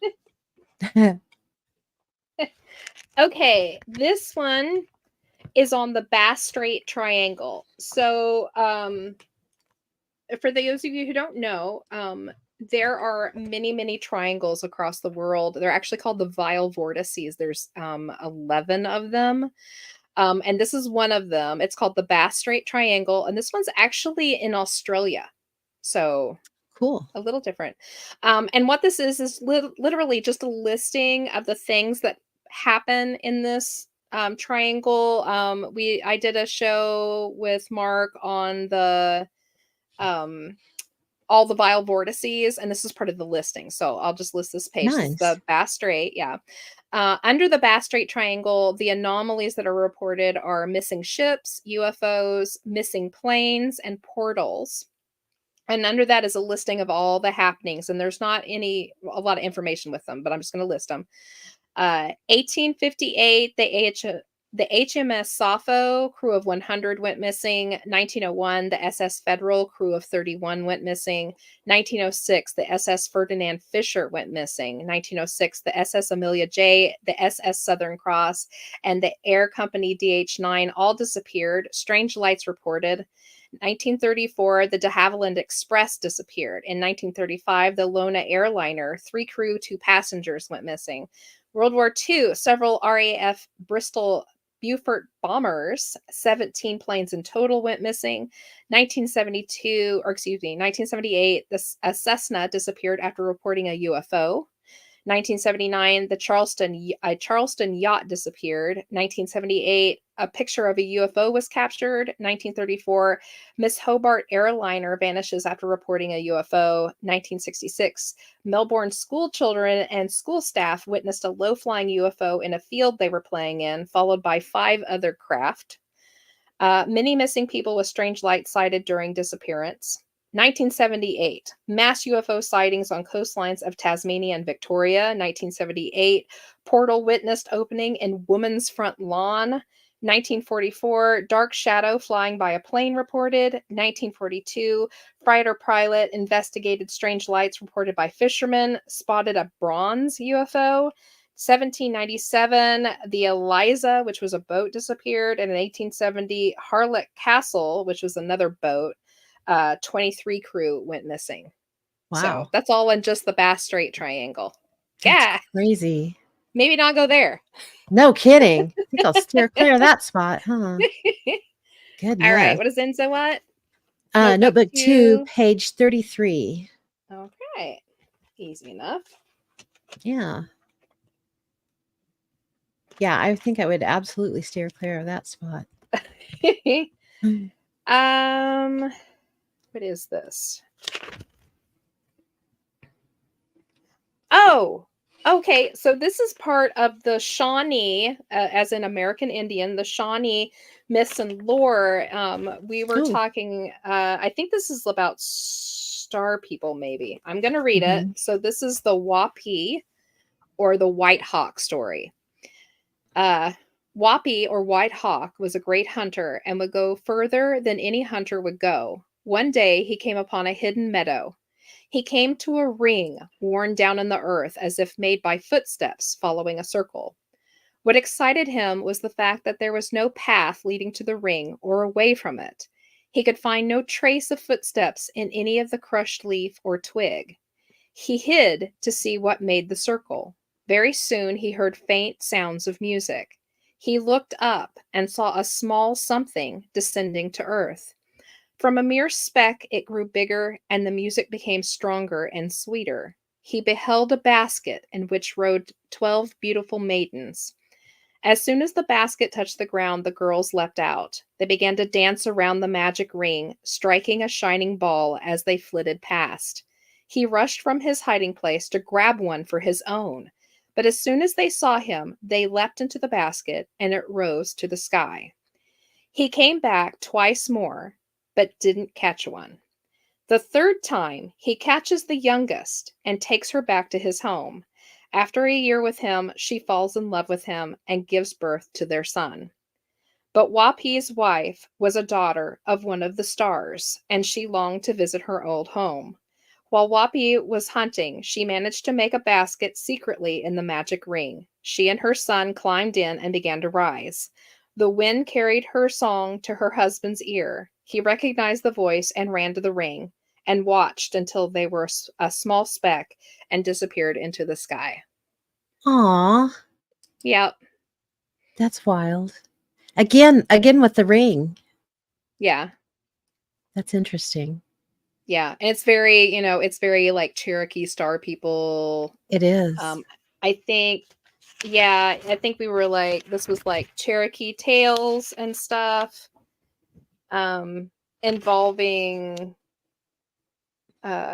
aliens and giants. I think this is the tail end of like the Kentucky stuff, maybe. Maybe, yeah. Yeah. That's All right. That's a show we need to do sometime, is on star people specifically, because we've never done that one. That would be a good one. Okay, the next one is Stacy. She said, Cord says notebook 3, page 24. Hi, Cord. And no, he didn't listen to most of the previous stories. So yay. That's That's good. good. That's good. We don't want him to be scared. No kidding. I'm a little creeped out myself. Yeah. Enzo All said, right. thank you, Jess. Okay. This is on the UFO outbreak of the 1980s in the Hudson Valley. So this would be Oh, the New York nice. area. Yeah. Um, in the 1980s, thousands of people throughout the Hudson Valley claimed they saw an unidentified flying object. Rob Levine was working at the Culinary Institute of America in the summer of 1986. Driving home after closing the St. Andrew's Cafe for the night, he saw what he first thought was a low flying airplane or helicopter. Then all of a sudden, it was much closer, he says. Then it was further away. The size seemed to vary, and there were colored lights moving around it, like on a blimp. He pulled over and watched for a while.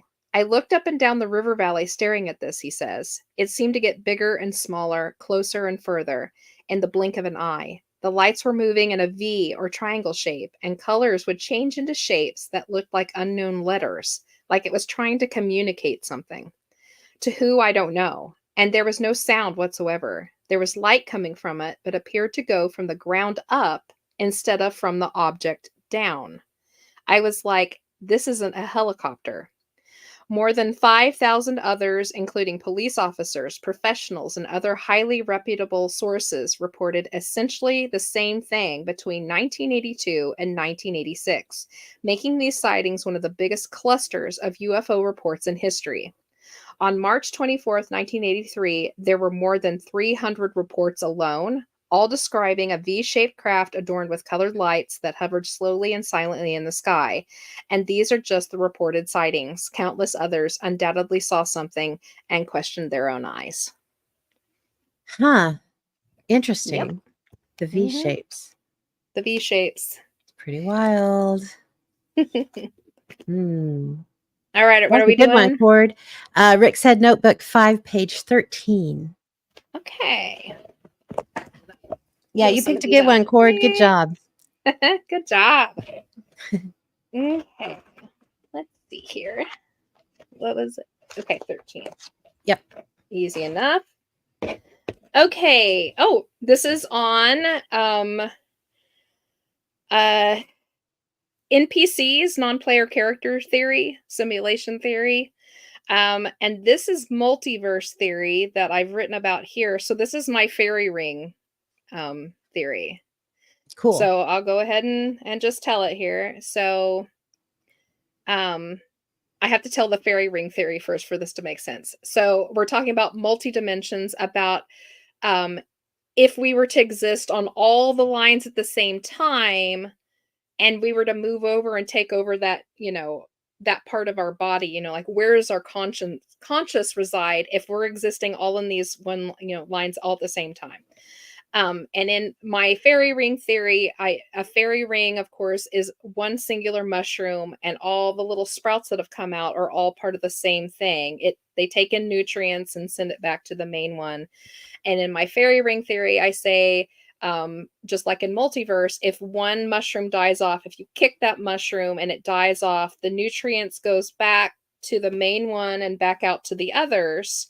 It doesn't kill off the others, it just kills off the one line. So in the same thing in multiverse theory, if you were to die, if I were to say die in this line, I would move over into the next line, the one closest to me, and my consciousness would still be there.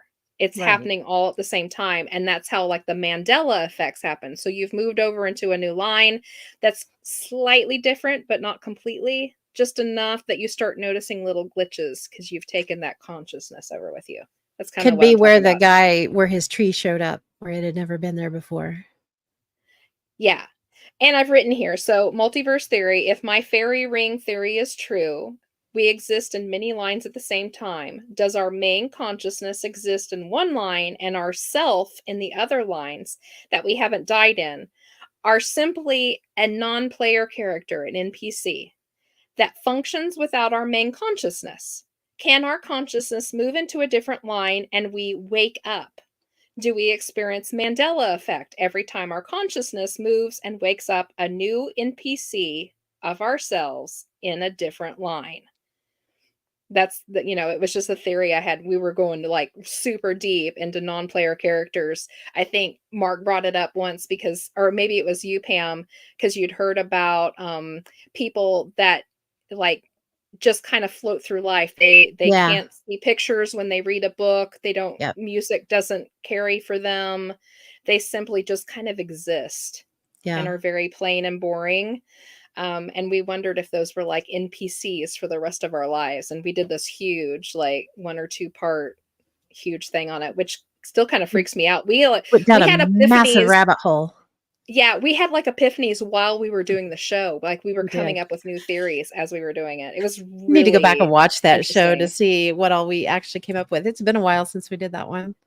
Yeah, Yeah. that's a Also, wild one. yeah, also on this page, and this didn't actually come to pass. We've never actually touched back on this. So I had written holographic computer simulation. So Chris Geo attempted to shut down the system from the inside. So this dude back in 2018 had decided that we were all in a computer game and that he was going to shut it down from the inside. He was basically going to release like a computer virus into our world and shut it down. He said, so he did it on May of 2018, and he said it would take 4.5 years for the system to completely shut down, and then everything was going to go completely wacky. And I did the numbers on it, and we literally did it in November of 2022, and it was due to completely shut down and go wacky in December. We had like 3 weeks Oh, before it was wow. supposed to happen. Yeah. I don't know if it did. Maybe it did. I don't Maybe. know. But I don't think his computer virus worked. I don't think it did either. Enzo said no inner monologue does seem like an indicator. Yeah, it does. Yeah. There's a lot of little funky things. There's something I've seen fly around. I need to look into it more. Some guy has noticed and I can't remember the details, but a way to look at a beam of light where you can read code in it. Oh, And he's wow. not the only one that can see it. He's brought in over 100 different people and not said what they're looking for, just said, hey, Mhm. look at What do this, you focus on it, and tell me what you see. And they are seeing it. Oh, wow. Yeah. I'll have to find out more about Weird. that. Yeah, that's pretty wild. But we need to go down that rabbit hole again. Yeah, we Enzo, do. brush up. We'll Yeah, pull brush you up in on on your that one. stuff. Yeah. All right. Do we have anyone Well, else or yay. Yeah, does anyone else want to do one? I think we're probably good. We're getting a little over time too. We are, yeah. All right. Well, I hope everyone had a super spooky time. Do you want to do yours first before I lead out or Yeah, let yeah. me do mine first. Okay. And what we want to do is just kind of wrap the evening up. We started out asking, why wouldn't you want to look out your window at night? Especially, if you live like we're finding out now near the woods or near a waterway or some biggies. Mhm. Um, so think about it being dark outside. And if you were to look out your window right now, you would basically be in a fishbowl for whatever or whoever is outside that could see you. So, honestly, regardless if it's paranormal or not, some people out in this world do not have the best intentions, and you don't need people knowing your business. So, don't be looking outside at night and keep your curtains closed. Those are my big takeaways for this evening. Yeah. I actually I'm going to read a quick little something too. I actually wrote this myself for something else. I don't remember what it was, but I think it's kind of appropriate for our first Halloween special. So, This is uh our first Halloween special. it is. Yay! How cool. Yeah, it's super short, but I thought it was appropriate. I think I actually wrote it for one of the write-ups for The Nightmare on Bradley. Oh, So, nice. as summer slips into autumn and the chill creeps into the night air, remember that curious things lurk just beyond your window. Bundle up in that cozy blanket, light a warm candle, and snuggle down in with your favorite scary book. Yeah. I Kinda, love that. That is so yeah. good. Yay. So quick outro. Don't everybody leave quite yet. Thank you so much for hanging out in the chats and hanging out with us for our Halloween special. We hope we didn't spook you too bad. Do keep your windows closed tonight, just in case. I don't want For anything sure. creeping up on you. Remember to like and give us that thumbs up. Hit the subscribe button if you haven't done that yet, and please share the videos over so other people can catch up along with us. It'll lend to more content from us the more people we get in here. Remember to catch an all-new show every other Wednesday night at 7 p.m. Central. Our next show will be November 6th, I believe. So catch us then. Links to our research and show notes can be found on our website, www.bordertownparanormal.com. Right? Yeah. Yep. Click the Bordertown Strange button at the top. And so keep it weird, keep it strange, and remember, it's all connected. And keep your windows closed. Woo. Good night. Good night, everybody.